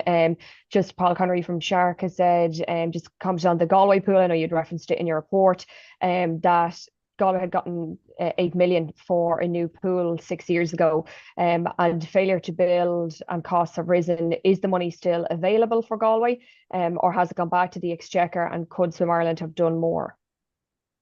So actually, we were only in a meeting with the Minister a month ago in relation to this matter. I want to give a shout out to the relevant individuals in Galway, and Joe is on this meeting here, and Porrick Smith and others around this. So just for those of you who wouldn't be aware, Galway County Council put in an application to the Large Scale Infrastructure Fund, I think it was 2018, 2019, supported by Swim Ireland. They got our #1 rating. And they were very highly successful in that they were allocated 8 million. As a result of COVID and every other things around that, the pool wasn't built. And when, as Paul I think has said there, when we went to look to recost it, the costs had risen substantially for what that would look like. Thanks to the kind of resilience and the dedication of those who want to make this pool happen, what they've done is go back and look at how they can do this on the ground. So why we were in with the Minister was to say, we want you to, first of all, the money's not gone. The money is still there. but Galway City Council aren't going to be the lead on this project. So we have a group of people who are dedicated, who want to become the lead on the project, and they want this money to be allocated to them, and we're supporting this. So what the Minister has said is, I'm going to look at this. We will be very supportive of this, but we have to ensure that everything that's done is in line with the relevant requirements from the Department of Sport and the Department of Finance around this. So this is still very, very live, and I would be optimistic that this will happen because of the commitment and the dedication, particularly of the relevant people in Galway who want to make this happen. And they have a lot of local support and politicians and others around it. But that money is not gone. And at this point in time, this money is still ring fenced for this project, but we need to move it to a different vehicle. But again, we've been able to be at the table around that as a result of both the work we've done in Swim Ireland and primarily the work that the individuals themselves have done in Connacht.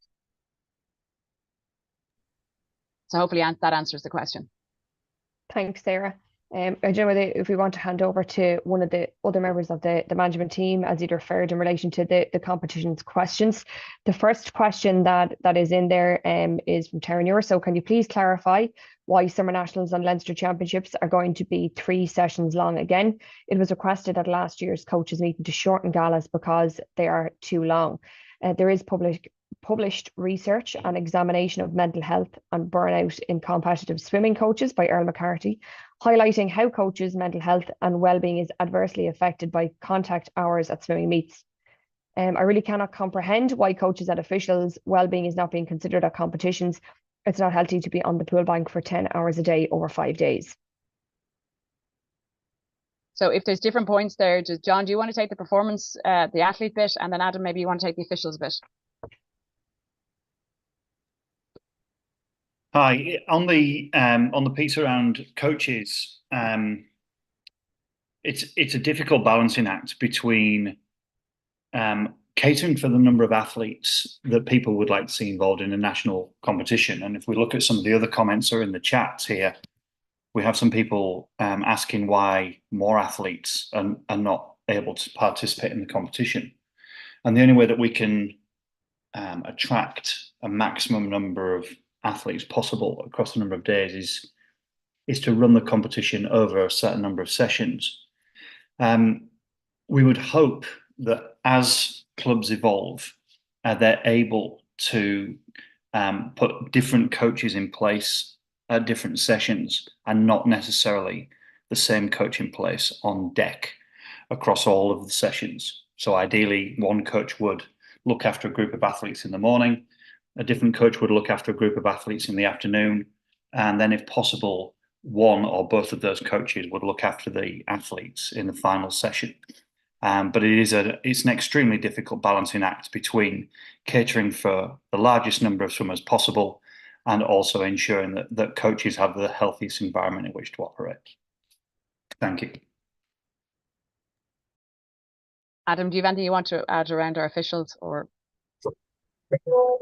No, I guess we kind of do similar to what John said there with the coaches, is that we, when we do the rota, we would try to do try to use coaches, officials maybe for the morning session and maybe for the evening session, and we would try to give, some of the officials a break off in the middle. We do provide refreshments and that throughout as well, and, constantly give an opportunity to get a break and different things. But the main thing, I guess, what we try to do is try to do a rota around, giving officials an opportunity to get that break throughout the day. And like John said, it is very balancing act between running that and ultimately if we don't go that way, we're going to be cutting swimmers, so it's a challenge. But again, I think another piece around that series, as part of the review, that review group we're doing at the moment. So if people don't know, we have a competition review group which is made up from all the regions and members of the officials community and members of the coaching community, and we're doing a full review of the competition program at the moment. And that's something we can take on board and ensure we discuss that at one of our next meetings. So. I think there's another 2 questions there. One relates, I think it's from Vicky, in relation to coaches upskilling themselves in hidden disabilities. I think, Aisling, do you want to come in there, or are you going to go back via the chat function or chat offline? No, Sarah, I'm happy to answer because I've seen an additional question come in on top, and I suppose it's timely in some ways, and it kind of shows that the merging of 2 departments, education and community, actually has been very important over the last number of months.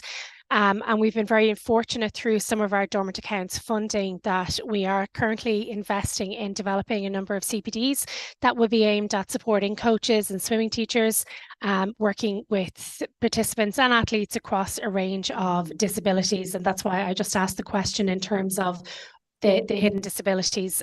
We also are engaging with Active Disability Ireland, who work fairly closely with us in terms of developing those. So we are focusing on, currently at the moment, we're working on a CPD for people who are deaf and hard of hearing. We'll also be moving on to visually impaired swimmers, and then we'll be looking at another inclusive range as well. So it's good to get a sense of what the needs are in terms of clubs. And I suppose also to add that we do also have some funding around developing an accessible pathway for athletes, particularly around competitions and clubs as well. So that is also in the work programme over the next year for the team. Thanks, Aisling. And I know there's a question in there about P28. I think John has answered it in the chat box. If you don't feel it's adequately answered, please ask again and we will come back to it. There's no problem with that. I'd like to say that we appreciate the questions. We really appreciate the engagement. It's not always easy online, but it's much appreciated, and we want to ensure that you do get an opportunity to ask us questions and engage. I would just like to finish, Peter, just making one point about the infrastructure piece. We are going to cover some of this in the survey that's coming out to you, because we do need to understand how much support you need in getting current access and where you need support, or how we can help, or where you feel you can add value in relation to the wider infrastructure piece. And as I said, so Adam would be involved in the club side as head of that department, and Mary McMorrow is the one leading on the infrastructure.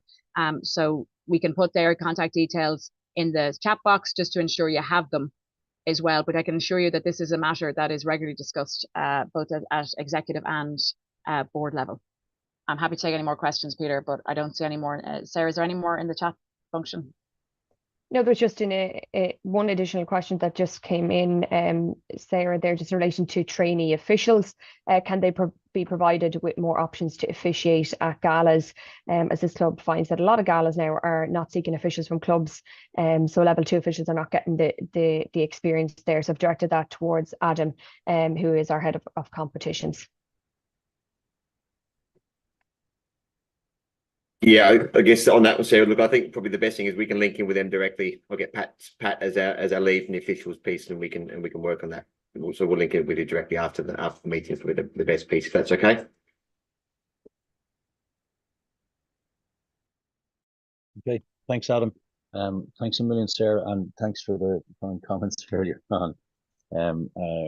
Genuinely appreciated. I would like to thank you as well. It makes it very handy when you're chairing a meeting, particularly with the skills that there are around the table and the depth of expertise that there is amongst the Swim Ireland team, that it can be let off and handle any questions that are there. And I hope everybody who had a question feels that the answers were appropriate. If there's anything that requires further investigation or conversation, please make contact after the meeting, and we can have further discussion, because that's where quality decisions come from. I'm going to move on to agenda item 6, which is motions, and we have 4 motions down for decision or discussion with you here this evening. This section will be handled by Mary McMorrow and Mary Hockney, who will present the motions on behalf of the board. So I'm going to turn you over to Mary McMorrow, and Mary, I will leave this very much in your hands, and then for you to turn it over to Mary Hockney in due course.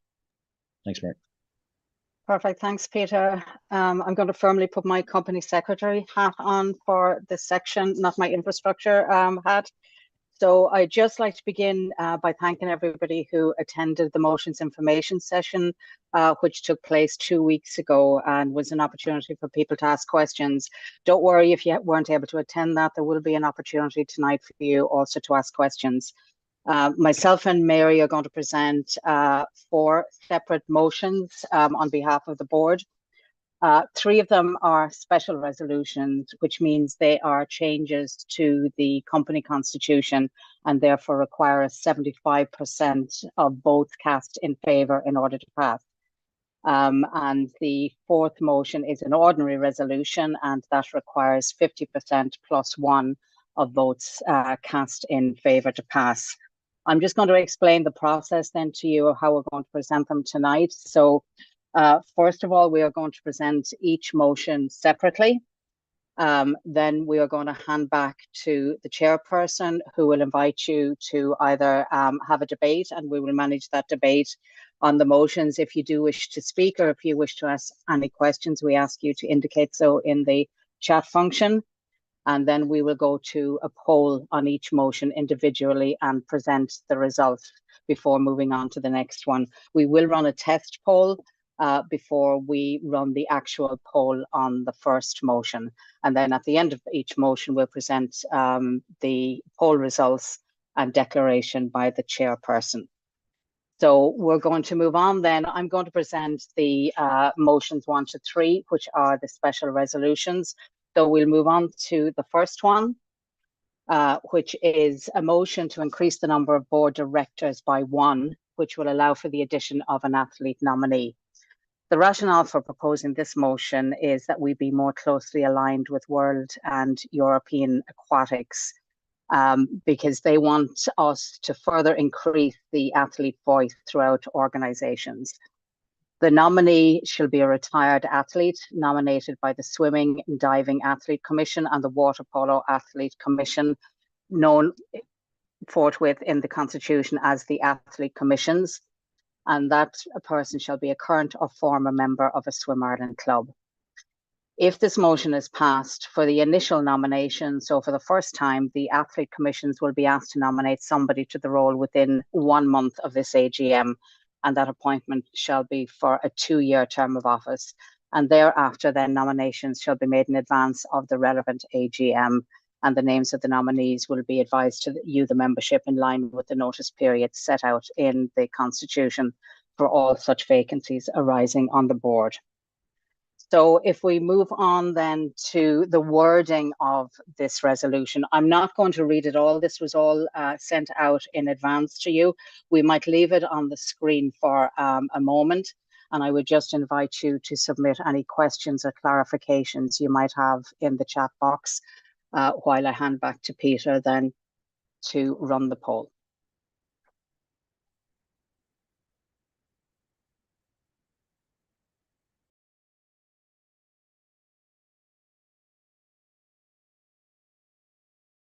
Yeah, I don't see any questions so far in the chat box. Have we missed any?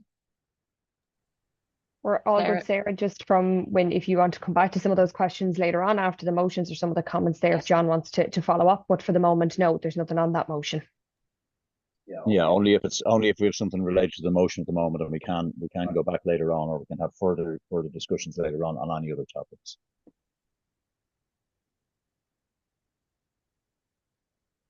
No, all good on this side. No questions from our end in the chat box.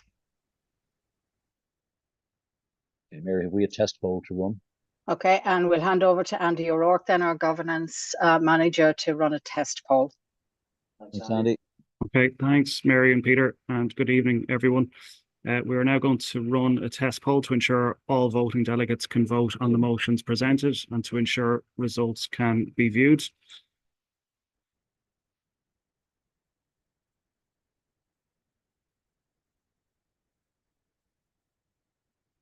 On the screen, you should now have the title 2024 AGM test poll. Could we please ask all voting delegates to ensure that you choose yes as parts of the voting, and I can see the votes are coming through. Just to ensure that you can vote on this, and we will give that maybe another 5 seconds, Peter. It's gone, I think. Okay. Sorry, Andy, I was offline there for a minute. Had you a comment to me? That's okay, Peter. I was just saying about the test poll, so I'm just letting the results come in. And I've now ended the poll, and I'm going to share the results. Can everyone see the results on the screen? Yeah. Yeah, okay, perfect. So I'm going to stop sharing, and we'll now move on to the motions themselves. And motion 1, and the question being asked is, are you in favour of the amendment to increase the number of board directors by 1 to allow for the addition of an athlete nominee? So I'm just going to bring up the poll. Could we ask everyone to vote yes or no for this, please? A reminder that only those who are voting delegates will have access to this poll and vote this evening. So we'll just give this a minute or so, Peter.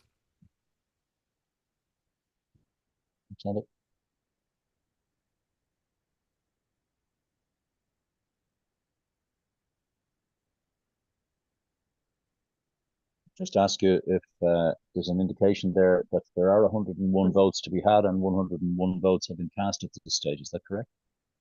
That's correct.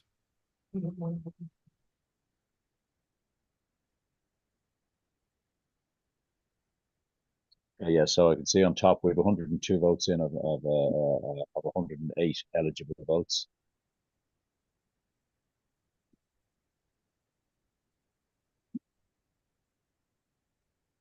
I might just also clarify that the poll is taken on the number of votes cast, so abstentions don't count for percentage purposes. Sweet, Mary.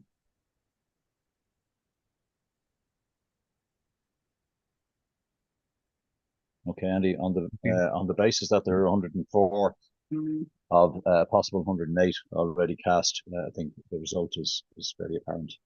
Yeah, I've just shared the results for everyone there. Yeah. Okay, back to you, Peter.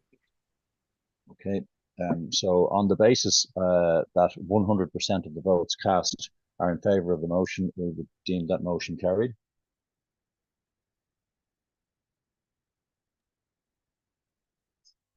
Okay, we might move on then to motion 2. Thanks, Mary. Could we move the slide on, please?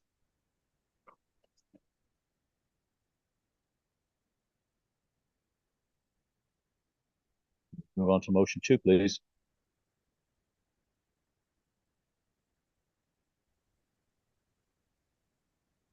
Yep. Okay, motion 2 is an amendment to provide that members of the Masters Committee shall be appointed rather than elected. So this amendment will allow the community, the Masters community, to target individuals with specific skill sets to serve on the committee. There will be changes to the terms of reference of the Masters Committee, which will allow the committee to have more of a developmental role, but we don't need any changes to the Constitution to allow that. So just for the sake of clarity, this amendment will provide that the members of that committee who are currently elected will be nominated instead, or will be appointed, I should say, instead. And you can see the wording of the motion on your screen there. And again, we might leave that on the screen for a moment as I hand back to Peter to see, do we have any queries?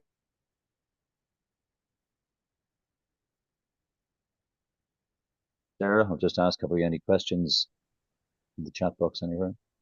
Nothing in the chat box so far, Peter. Nothing, no hands up at the moment. Okay. Nothing coming in on the live stream either. That's great. On that basis, I'll ask that we move to a vote, please. Okay, thank you, Peter.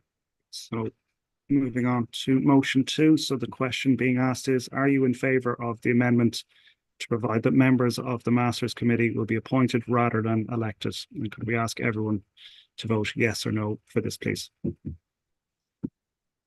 We'll just give people a moment to do so. Thank you.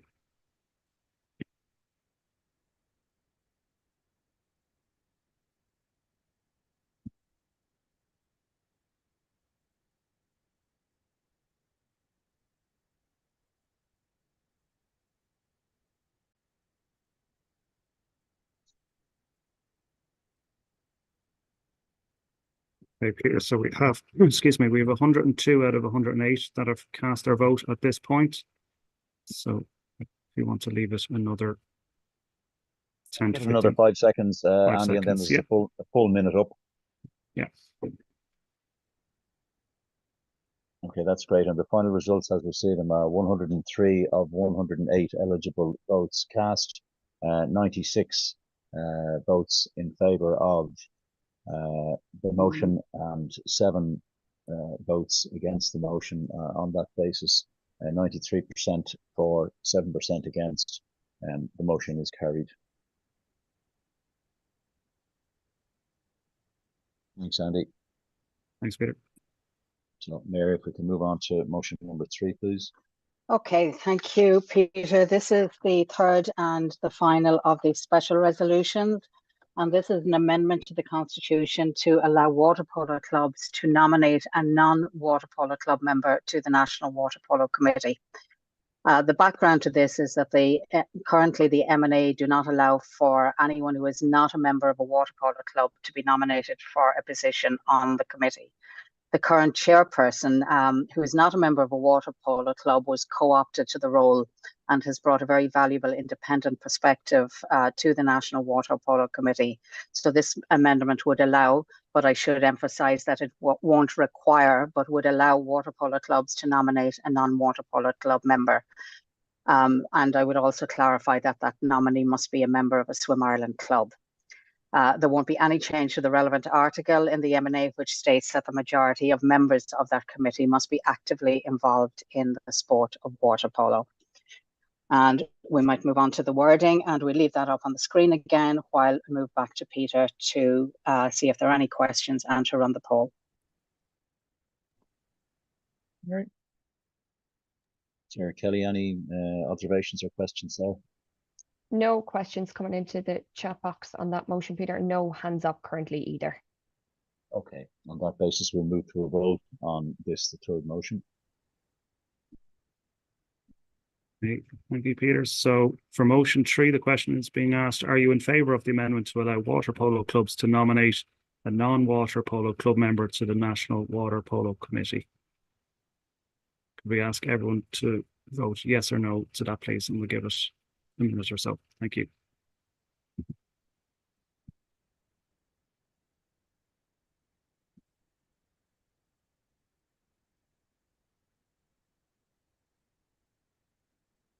Thirty seconds gone.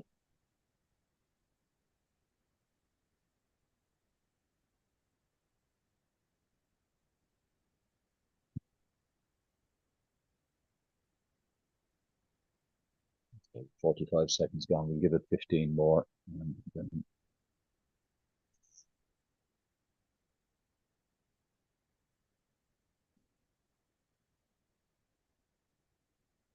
okay, at this point in time, we have 105 of 108 eligible votes cast, and the vote is 101 votes in favour, 4 votes against.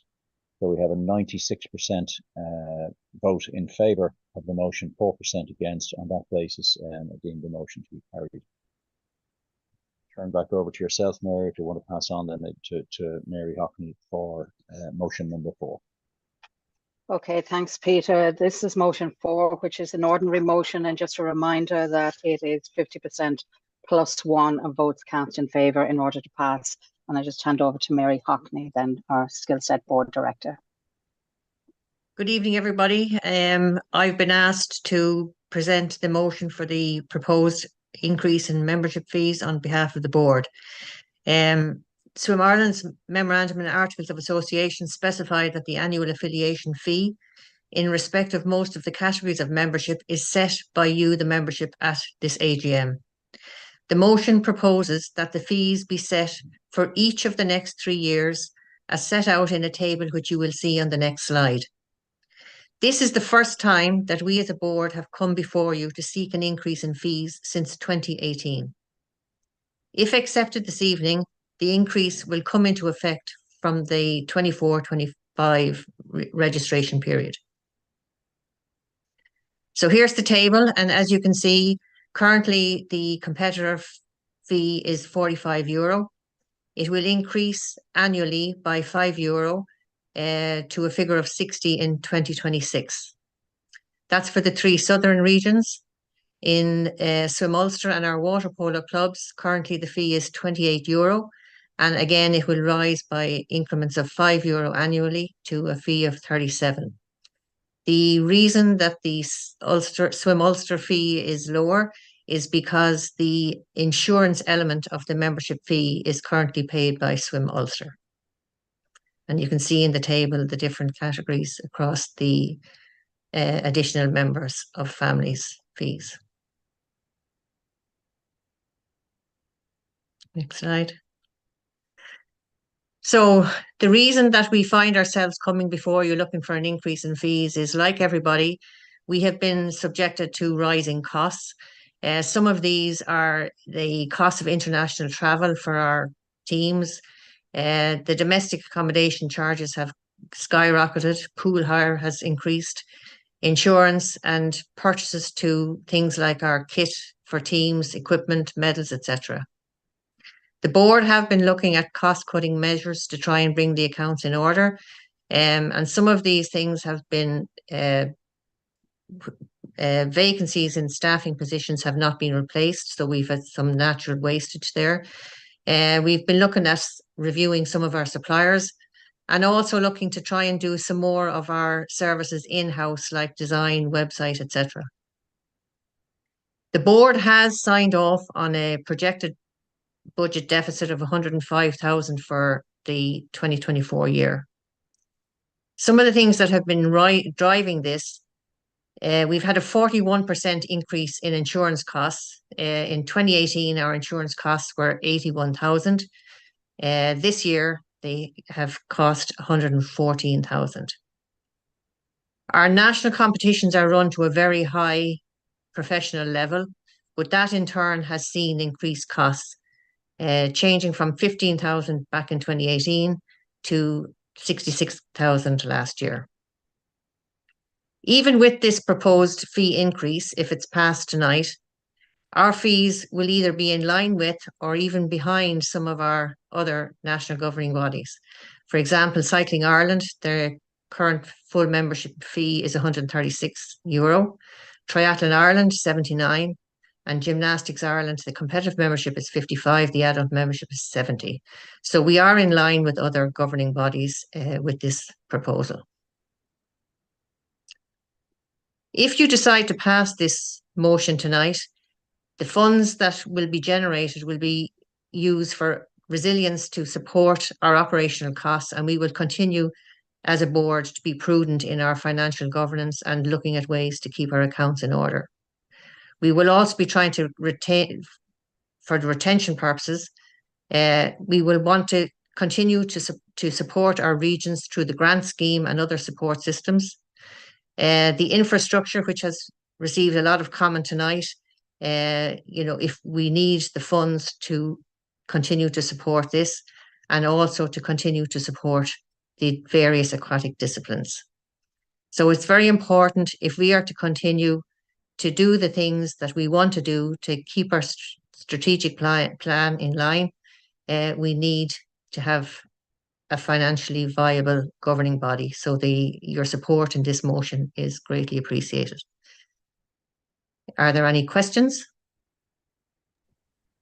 Mary, there are a couple of questions in the chat box so far. I think maybe I might start off and then Celia might come in, or Mary, if you indeed want to come in yourself. I think the first question is, has Swim Ireland looked at other options for increasing income rather than increase in registration fees? And if so, what?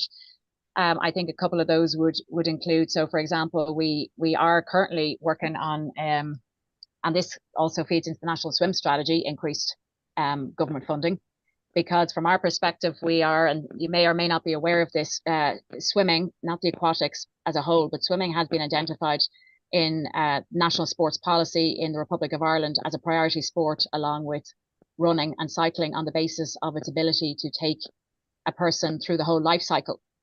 And we haven't seen the commensurate increase in funding that we'd expect as a result of this. So that is something that we were working on. We are also working from a commercial and sponsorship perspective, and we have re-established our committee. We have had a strong committee in that regard, and we've re-established that committee with some additional personnel, and that is something that we're currently working on presently. We don't feel that'd be appropriate at this time to add more fees to our education courses, for example. Our education courses are already charged at a higher rate if you're not a member of Swim Ireland. Our members our members get a different rate than those who are non-members. We have looked across non-member costs in general, and we're still evaluating those as in programs that go out to non-members and events that go out to non-members. They are generally higher than anything that would go to Swim Ireland members. But our challenge with that also is that some of the funding we get, quite a substantial amount of the funding we get under those programs, it requires them to be directed at areas of underprivilege, and therefore, from that perspective, it's not within our gift to put the cost of those at a higher level. I don't know, Celia or Mary or anybody else, if you want to come in. Is there anything else to add that I've missed there? But I can assure you that the board has posed that question of themselves and the executive. So there are definitely pieces that are in progress there. We're looking at both increasing income and also managing our costs. And the view is that at this point, we do need additional support from the membership to do it. I see the other question there as well around, and I think it's a very fair question. Is the amount too high? I suppose from our perspective, that's the amount that we've considered and taken a lot of time to consider it. And it's put in front of you tonight. We can't change it, obviously, at this point. I think we've always, whenever we've committed something to the membership, we've always stood by it. So this is the first time I think we've said in 6 years that we're coming back for an increase. And if this is passed, the commitment is not to be coming back. Certainly, I think we've referenced at the minimum of 3 years or more. And I do appreciate that the costs of our sport are high. There's no doubt about that. I swam myself for a lot of my life and still swimming. In fact, I just joined a master's swimming club for my sins, or maybe because I feel so strongly about the sport. And there's no doubt about that. But I do think that at the most, it's an extra €5 per year for those who have the highest level of the membership category. For others, it'll be a much lower cost, €3 or whatever per year. I think we do genuinely feel, having discussed it at both board and staff level, that this is not going to prevent people from being involved in our sport. And we have carefully considered the amounts on that basis. But we do appreciate that there are challenges everywhere and that costs are going up constantly across the board. And unfortunately, we're in the same position. But our intention is not to then go off and increase other things like charging for accreditations for people coming onto the bank, coaches or team managers, charging entry fees into competitions, charging as in spectator fees, putting up our entry fees again, things like that. The intention is not to look any further if this is passed by the membership. So again, sorry, I don't know if anybody else, Celia, did you want to come in or anybody else, or if I've adequately covered that? And of course, if anybody else has any more questions you want to put in, just let us know. Thanks. Thanks, Sarah. No, I think you've covered most of it. I suppose you can see in the financial statements that almost 50% of our income is Sport Ireland / government funded. So while we continuously lobby both Sport Ireland and the government for increases in our funding, our control around that is limited. So in terms of increasing our self-generated income, Sarah mentioned the commercial committee just re-established, we're always seeking sponsorship opportunities. We looked at our education courses in 2022 and 2023, and some of the costs around those went up at the time. So we probably wouldn't be in a position to raise them again. So yeah, that's just all I had to add. Thanks. I just might make the further point that I can tell you, for someone together with the chair and other members of the board who do put a lot of time and effort into not just looking and advocating and lobbying for money into Irish swimming and Irish aquatics across the island, but also generally into Irish sport as a whole. With my hat as the President of the Olympic Federation, I'm heavily involved in that, and I sit on one of the government groups in terms of the national implementation of the national sports plan. But if we're seen to want to help ourselves, if our members are seen to believe in what we're doing and to invest and to get, to grant us this increase, it is much easier for us to then go in and say, well, our members have increased and put more money in, so now you need to increase and put more money in. They feel very strongly about membership fees. You may or may not be aware, but there were some governing bodies a number of years ago who had their membership fees didn't come into the national body. They went in through the regions, which would have been the case for us 20 or 30 years ago. Sport Ireland talked to those about having that so that monies did come into the national governing body as a whole, as opposed to just through the regions, in order to show the link between the national governing body and its clubs directly, and the trust of the members in terms of investing in the organisation. as a whole. And I suppose that's so I am saying that it does make our job easier if we can ensure that from our membership. Thanks.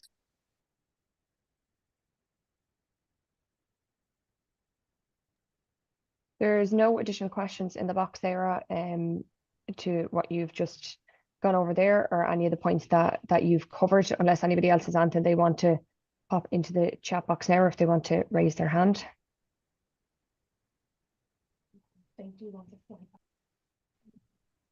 We do have just a comment there in terms of putting the slide just back on the screen, just in relation to the changes that are upcoming. So we will do that now. But there's no additional questions in the chat box at the moment, or coming in via YouTube.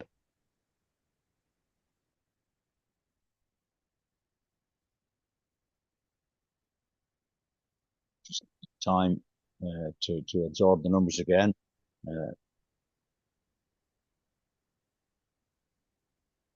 And I would, just in relation to some of the comments there, I would say that, you know, this motion and everything that comes before you has been the subject of considerable and timely discussion amongst the board.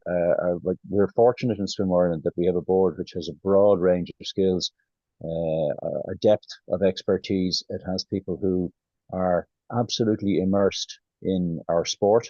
And then we have independent directors who bring their expertise and their capacity to cast probably a slightly colder eye over the proposals that are put before us. That people like myself and Sarah and others on the board who are immersed in the sport, we have one form of view, and we get a view from our independents, which gives a different perspective. Everything that's in front of you this evening has been discussed at length and has been identified by our board as the way forward that we would see as the optimum. I'm going to ask you now if we can move on to a vote on motion number 4, please, Andy. Okay. So the question being asked is, are you in favour of the annual affiliation fees being set as outlined for the next 3 years for the organisation? Peter, I would just say that there are some other general comments in the chat box. I think we've done our best to answer them, but in terms of suggestions around the membership categories going forward, I mean, that's always something we can take away, but it's not something we can look at tonight. But we do very much appreciate people's input. Sorry, Peter, just 1 second here. I'm just trying to launch the poll. Just give us 1 moment. Andy. Now, just while we have some air time, I do note that we've run slightly over time. I suppose we were running away smoothly there, but I'm delighted that we got the level of engagement that we got, and we got the questions that we got, and we got the opportunity to get the responses that we got. It has pushed us a little bit beyond time, so I would particularly ask if you can bear with us, because we move on after our motions to company elections, and it's a very important piece for you to have your voice as delegates on as well. So I would ask you if you could to bear with us on time, and I will do everything I can to make sure that we push on in a timely manner. So the poll is open at this point in time.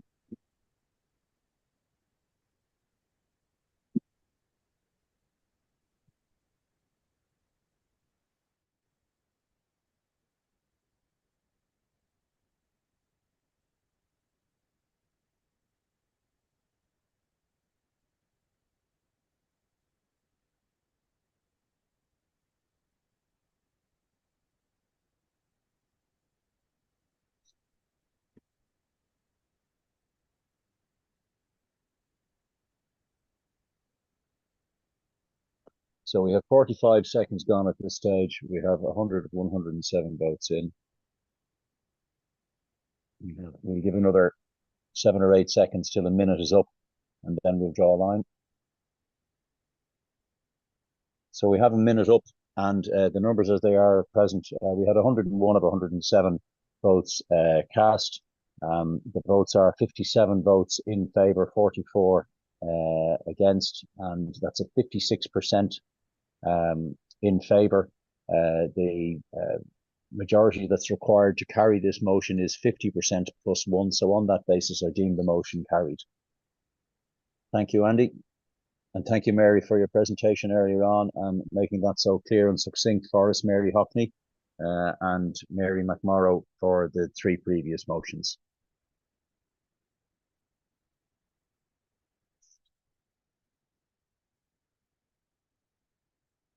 So we're now going to move on to the next agenda item, which is company elections. There are 5 vacancies on the board this year. 2 of our existing directors are eligible to serve a second 2-year term. The forum doesn't lend itself to everyone speaking. However, we may ask new appointees to say a few words should time allow. Now, I'm not 100% sure how we'll go on that, but we'll see how time is moving on. I'm going to pass you over to Mary McMorrow, who will detail the nominees and the election process. Mary, over to you. Thank you, Peter. As Peter said, we have 5 vacancies arising on the board this year. The nominations committee is responsible for recommending candidates for 3 of those, and I will get to that shortly. But I would like to start off with an election for the board secretary position, as we have 2 nominations for 1 position. The nominations for board secretary and skill set director closed on the 25th of March 2024. And we received 1 nominee for the skill set director and 2 nominees for the board secretary role. And they were Linda Hohey, nominated by Guinness Swimming Club and seconded by Sandy Cove Swimming Club, and Kate Sherry, nominated by Tala Masters Swimming Club and seconded by Tala Swim Team and Terranure Swim Club. I'm just going to hand back to Peter now for a moment to run that election, and then we will come back to ratify the other roles. Thanks, Mary. We will go to Kate in a minute, just to say a few words detailing her suitability for the role before we go over to Andy. Linda, unfortunately, couldn't be with us this evening, but in the interest of transparency and fairness, I'm just going to give a brief summary of Linda's bio, for want of a better word. She has extensive experience in the sports sector. She's currently head of business planning at World Rugby, having spent the past 16 years with the organisation. Her previous roles include head of competition strategic projects and project manager for the Rugby World Cup. And Linda is also a member of the Federation of Irish Sport on the Commercial and Communications Committee. And as detailed already, she is nominated by the Guinness Swimming Club and seconded by Sandy Cove Swimming Club. So that's Linda, and now I'll turn you over to Kate Sherry. Good to see you, Kate. How are you? Hi, Peter. Thanks. Very well, thank you. Shall I begin? If you would. Okay, so thanks for the opportunity, everyone. Hi, my name's Kate Sherry. I live in Newbridge, County Kildare with my family. You may spot this isn't an Irish accent. I'm from Wales. I've lived in Ireland since 2009. I've always had a passion for swimming throughout my whole life. I'm a member of Tala Masters Swimming Club, where I'm also the chairperson. For my work, I work as Chief Commercial Officer at Edinburgh Airport. And I also have completed a Master's in Sports Management in 2020 at UCD. And that included modules on governance, and I did a thesis on board effectiveness in Irish sport. I have a good bit of experience in governance. I'm on the board of Norwegian Air and also Sestran, which is a regional transport partnership in Scotland. So my skills, my professional skills lie around in the commercial area, in strategy, finance, negotiation, communications and marketing. And I also do a lot of work in my roles at work around governance and in DE&I, which is something I'm really interested in. My interests around swimming and sport in particular. Obviously, I participate myself. My young daughter is very much into swimming as well. I'm really interested in participation, effective governance and role models in particular. And I suppose just to finish up with why I'd like to go onto the Swim Ireland board, I'd love to give back to the sport that's been a huge part of my life. If I can share my experience and if that can be useful, that's something I would absolutely love to do. And I think I would like to make a contribution to Swim in Ireland, which is my adopted home and has welcomed me for so long. I appreciate it takes a lot of time, but I'm willing to do that, and I believe I have the time to contribute. So thank you for listening. That's it from me, Peter. Thanks a million for that comprehensive picture. We'll move straight on to the poll, and I'll ask Andy to display the poll for us. And I'll ask you to cast your votes if you would, please. Thank you. Thank you, Peter. So the question being asked is, please vote in favour of either of the two nominated candidates for the role of Board Secretary. So that's either Linda Hoey or Kate Sherry, please. Thank you. At the end of this poll, Andy will share the result as to who received the majority of votes, and we will then announce the new board secretary.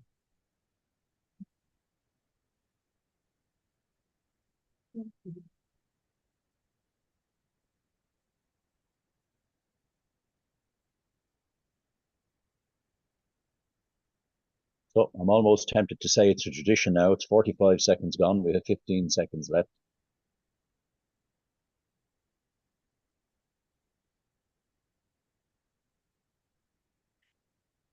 And Addy, as outlined, all we need to know on this is who had the majority rather than any numbers or anything else that are involved. Okay, thank you, Andy. Okay, thanks, Peter. So I can confirm the nominee who received the majority of votes from 96 cast is Kate Sherry. Congratulations, Kate, and welcome on board. And I'm sure the board will be looking forward to seeing you at the first board meeting. Thank you so much, Peter, and thanks everybody. Really appreciate it. Thank you. We move on next to the position of Skill Set Director. There was one nomination, that was Joe Cosgrove. Joe was nominated by Corrib Water Polo Club and seconded by Galway Swimming Club. Bearing in mind the time that we have, and knowing Joe Cosgrove, who can be very succinct and analytical in what he has to say, Joe, you have about 15 seconds if you'd like to jump in. Thanks, Peter. I won't delay long. I'm delighted to be involved. I'm involved in swimming since the very early 70s, so I'm still involved in water polo. But I suppose my experience I can bring to the board is in my work life, which I've designed, built, financed, and operated leisure centres for the last 25 years. So that's it. I'm looking forward to the work I can do with the board, and hopefully I can help out. Thank you. Joe, thanks a million, and you are very welcome on board. I'd just like to move on with the details from our nominations committee. The nominations committee is tasked with identifying candidates for certain positions on the board of directors. This year, those positions were chairperson and 2 independent directors. I'd like to thank the committee, led by independent chairperson Mary O'Connor, who is CEO of the Federation of Irish Sports, member representative Greg Yarnall, and board representative Mary Hockney. I'm satisfied that the committee followed all the procedures laid down in the terms of reference and that they did their due diligence on all prospective candidates. The following are the recommendations of the committee. Recommendation for chairperson is Cathal Marley. Cathal has served 2 years on our board as a skill set director, and he brings a wealth of senior level board experience to the board. In his day job, he is CEO of Gas Networks Ireland, and it has been a pleasure to serve on the board with him to date. Independent director Mark Brennan, who has already served 1 2-year term on the board, and I'm delighted to welcome him back for a second term. We heard from Mark earlier on when he co-presented with Surka. Absolutely delighted to have Mark back on board for another 2-year term on the recommendations of the nomination committee. Mark is the head of marketing with Allianz and has been a significant addition to the board during his first term of office.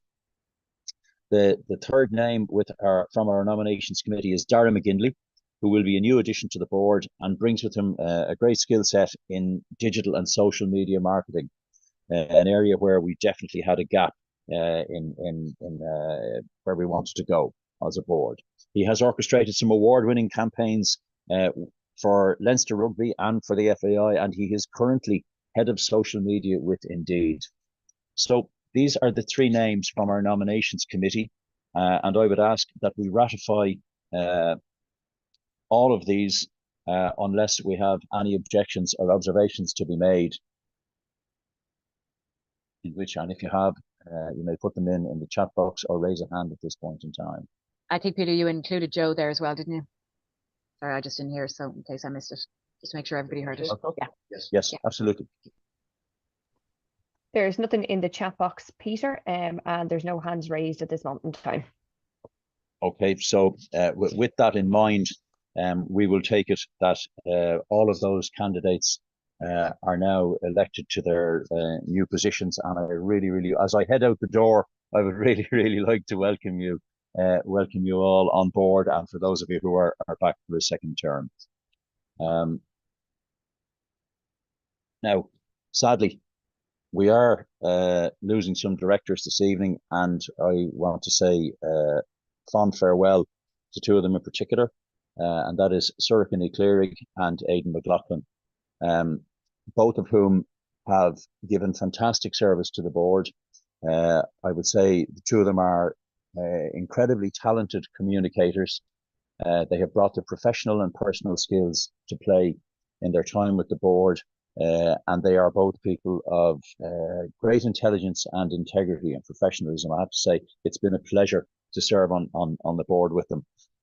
We gave Joe Cosgrove 15 seconds and he used 17. So we're going to give you a similar opportunity, both Aidan and Sorcha. So Sorcha, perhaps you'd like to come in first, just to say your farewells. Thank you very much, Peter.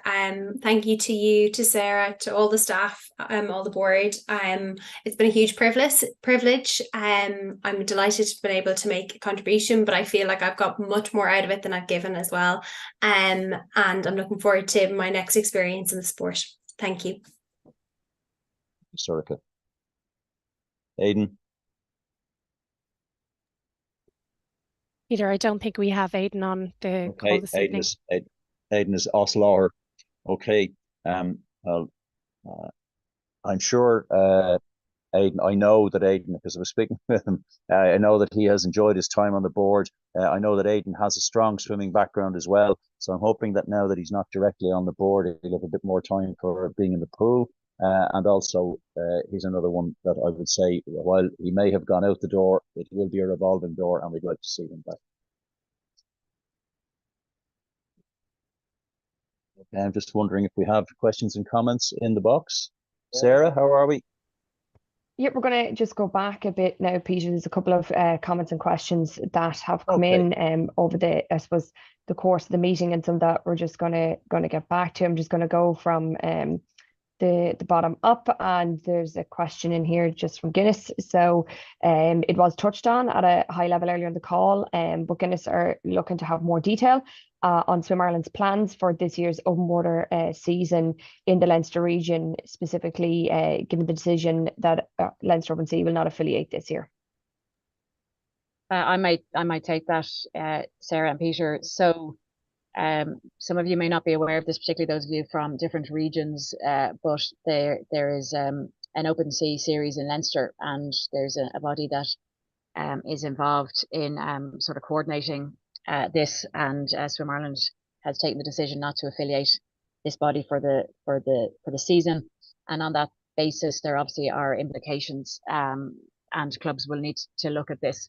Our intention is that if clubs want to see the series run in conjunction with Swim Ireland will be very open to looking to do that with the clubs, and looking to do it in a way that keeps the sort of principles, including the clubs being able to run races and achieve some funding support from that, looking to do it in line with our updated health and safety guidelines and ensuring appropriate oversight. We're all aware of some of the challenges and tragedies that faced open water last year, and both our insurers and generally in terms of what's required of us as governance has changed as a result of that. I spoke to open water clubs in Leinster last year, and I indicated, this was before some of the challenging circumstances that happened on our waters last year happened, that this was an evolving landscape, and that has been proven to be more than correct. I think there is a question as to whether the entity, as an unaffiliated entity, would be in a position to run some of the swims that are run in conjunction with councils or funded by councils, or where councils allow their water. And certainly our preliminary discussions would indicate that if Swim Ireland wishes to do so, that might be favourably received. But for us, a lot of that will depend on what the clubs want to do. So hopefully that is a clear line of sight of our intentions without making any commitments, because at this point, a lot of this rests on what information and feedback we get from clubs. Thank you. Was there any other questions that are unanswered, Sarah? Thanks, Sarah. I just want to come back to one of the earlier questions. So this was in relation to swimmers that have qualification or consideration times. This was posed earlier on. So qualifying times for Summer Nationals 2024 in both the Limerick and Dublin are tougher than 2023. Why is this? It says it rules out many swimmers qualifying for national events after training hard all season. The plan was to keep times alongside Division 2 qualifying times, which is not the case. Can we discuss? It goes on further again, just to ask if swimmers that have qualification or consideration times, not sure that the new system works well for the swimmers. It suits the elite swimmer for both competitions. Other swimmers have no chance of making finals, and there will be a drop off. So it's just that to address that again. I don't know whether John or Adam wants to come in on that one.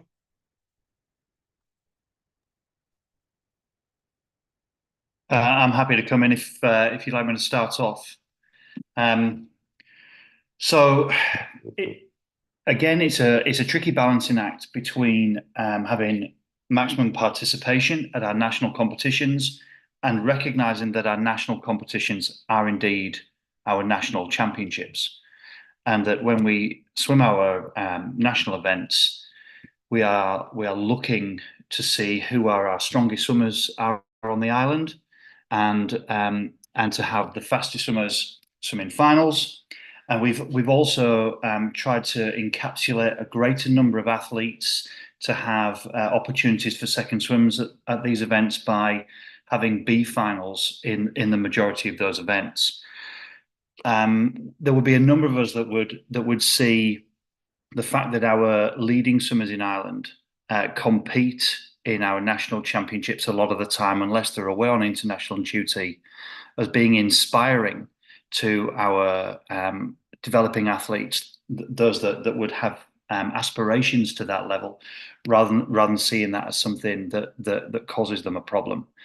But what I would say is, if there are clubs within regions that feel that this is a problem, bring that to the attention of your regional pathway advisory group representative or your competitions committee. And as part of the competition steering group that Adam mentioned earlier in the meeting, those representative points can be brought to us and we can consider them in the round. Thanks.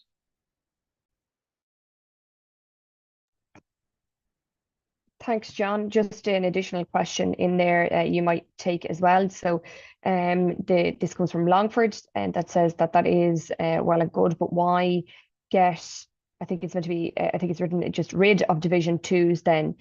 This would raise funds for Swim Ireland, but give all swimmers something to aim for.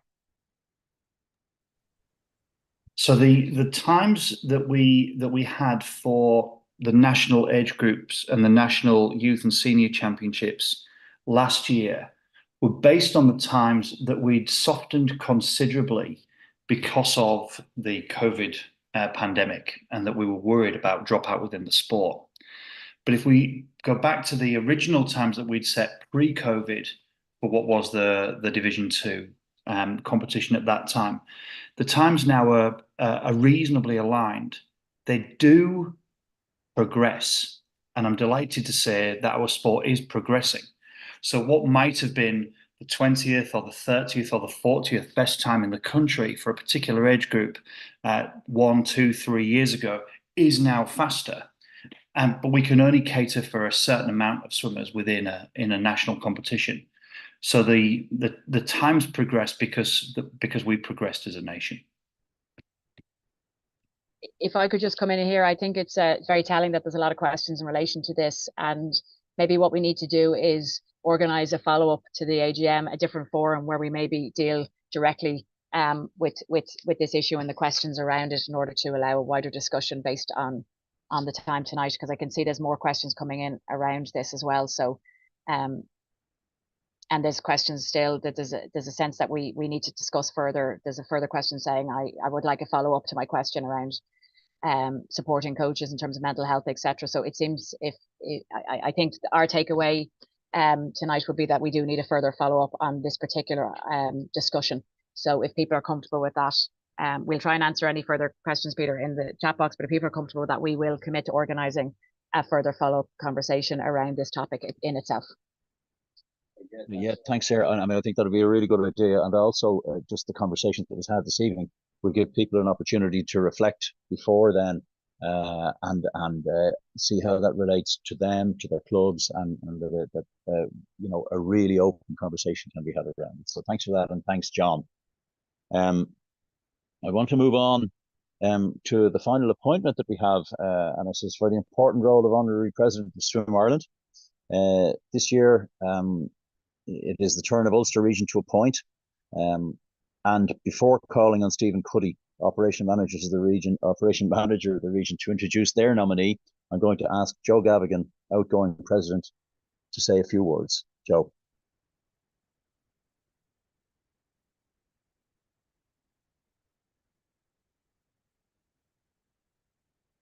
Thanks, Peter. I just wasn't sure if I get back in again. I'd just like to once again express my thanks to everybody for the way I was made welcome at board meetings and generally speaking around the place. I'd have to say all staff who I interacted with in Swim Ireland certainly helped no end. Once again, shout out again for Carmel, but not just Carmel, but all the staff. I'm not going away. I'm going away from the president role, but I'm not going away from swimming. I mean, I'm still officiating at regional, national galas, club galas wherever needed, and I'm available to help anywhere anyone has a gap to fill. I thoroughly enjoyed my time here, and wish the incoming president all the best in the new role. Thanks, Peter. Thanks very much for that, Joe, and we'll turn this over now to Stephen Cuddy. Good to see you there, Stephen. You're on screen. Thank you, Peter. Mr. Chairman, Chief Executive Sarah, board members, past presidents, and members of Swim Ireland. On behalf of the Swim Ulster board, its members, and the staff executive, I'm honoured to introduce Alison Honan as the next president of Swim Ireland. Alison's journey in swimming, like many, began with her child's participation in sport with Templemore Swimming Club, now known as Swim Belfast, nearly 2 decades ago. Throughout this time, she has dedicated herself to various roles within the club, consistently displaying unwavering dedication and commitment. Through her volunteer work, Alison transitioned from humble but very important beginnings as a club official to her current position as a World Aquatics official. She's a familiar face at regional and national events and has proudly represented Ireland as an official at European and world competitions. Notably, she is set to officiate at the upcoming European Junior Championships in Lithuania this July. Furthermore, Alison has served on the Swim Ulster board for 4 years. During this time, she exhibited integrity and effectiveness in her role. Alison's leadership qualities, along with her extensive experience, make her an excellent candidate for the presidency of Swim Ireland.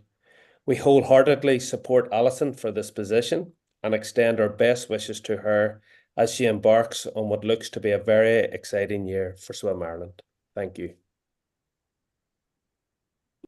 Stephen. Alison, would you like to have a few words, please? Thank you very much for that, Stephen. That makes me sound much better than I actually am, but I am deeply honoured and greatly appreciate being nominated by Swim Belfast and Swim Ulster to undertake this very important role. And I hope to be able to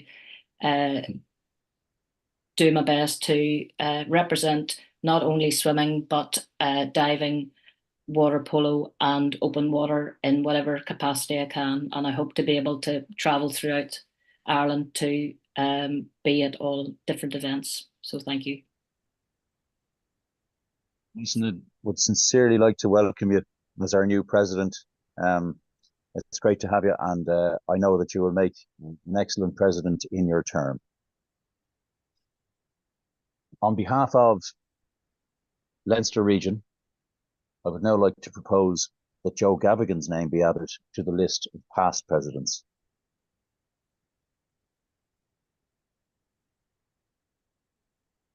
Joe, there'll be an annual lunch forever. Oh, jeez. Thank God for that. The final item of formal business is to agree the date for the 2025 AGM.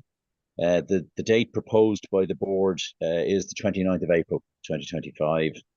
If there are any objections to this, pop them in via the chat function. And at this point, anything there, Sarah? Nothing there, Peter. Okay. All good from our end. No hands raised either. Okay, well, on that basis, I would propose that date is now cast in stone.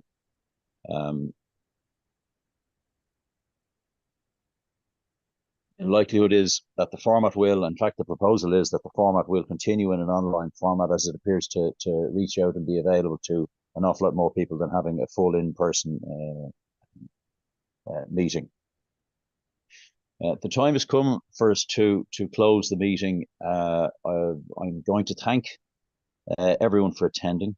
I want to thank everybody who participated and contributed and presented, and I really, really want to thank all of the staff and the team in Swim Ireland for all the preparations that went into this. Now, I'm going to be exceedingly selfish, and I'm going to ask you for 2 minutes of your time before I go, because I'm heading out the door this evening, and I would just like to say goodbye. I really, really want to thank everybody for, I was with the board for 3 years, and then I've been chair of the organisation for the last 5 years, and I describe that as a formative and informative. It's been absolutely tremendous. I want to particularly say a thanks to Sarah and the team at Swim Ireland. They've been absolutely tremendous to work alongside for the last 5 years.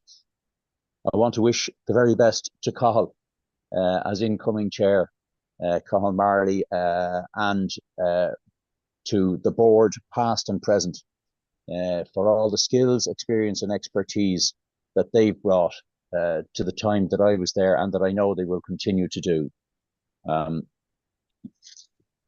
I'd like to thank all the teachers, coaches and club committees around the country for the guidance that they bring to everybody operating and participating in aquatics.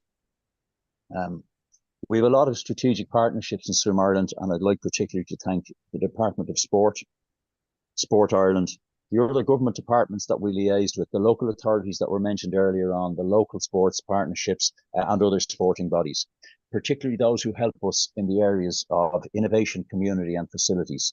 We're forging new ground there, and I know that we'll continue to do so as time goes on. I want to say a thanks to my own club, Aer Lingus Masters, for their considerable support over the last number of years, and the help that they gave me in fulfilling the role that I've been in. My family, and particularly my wife Noelle, have given me a lot of space to fulfill the role here. They were very understanding of the demands, and I'm eternally grateful to them for that. And finally, to all of our members, you are the bedrock of our sports and of our organisation. You're the foundation upon which our future will be built. And I thank you for everything that you've done for me throughout the years. And I wish you all the very best in the future. Thanks a million, and good night.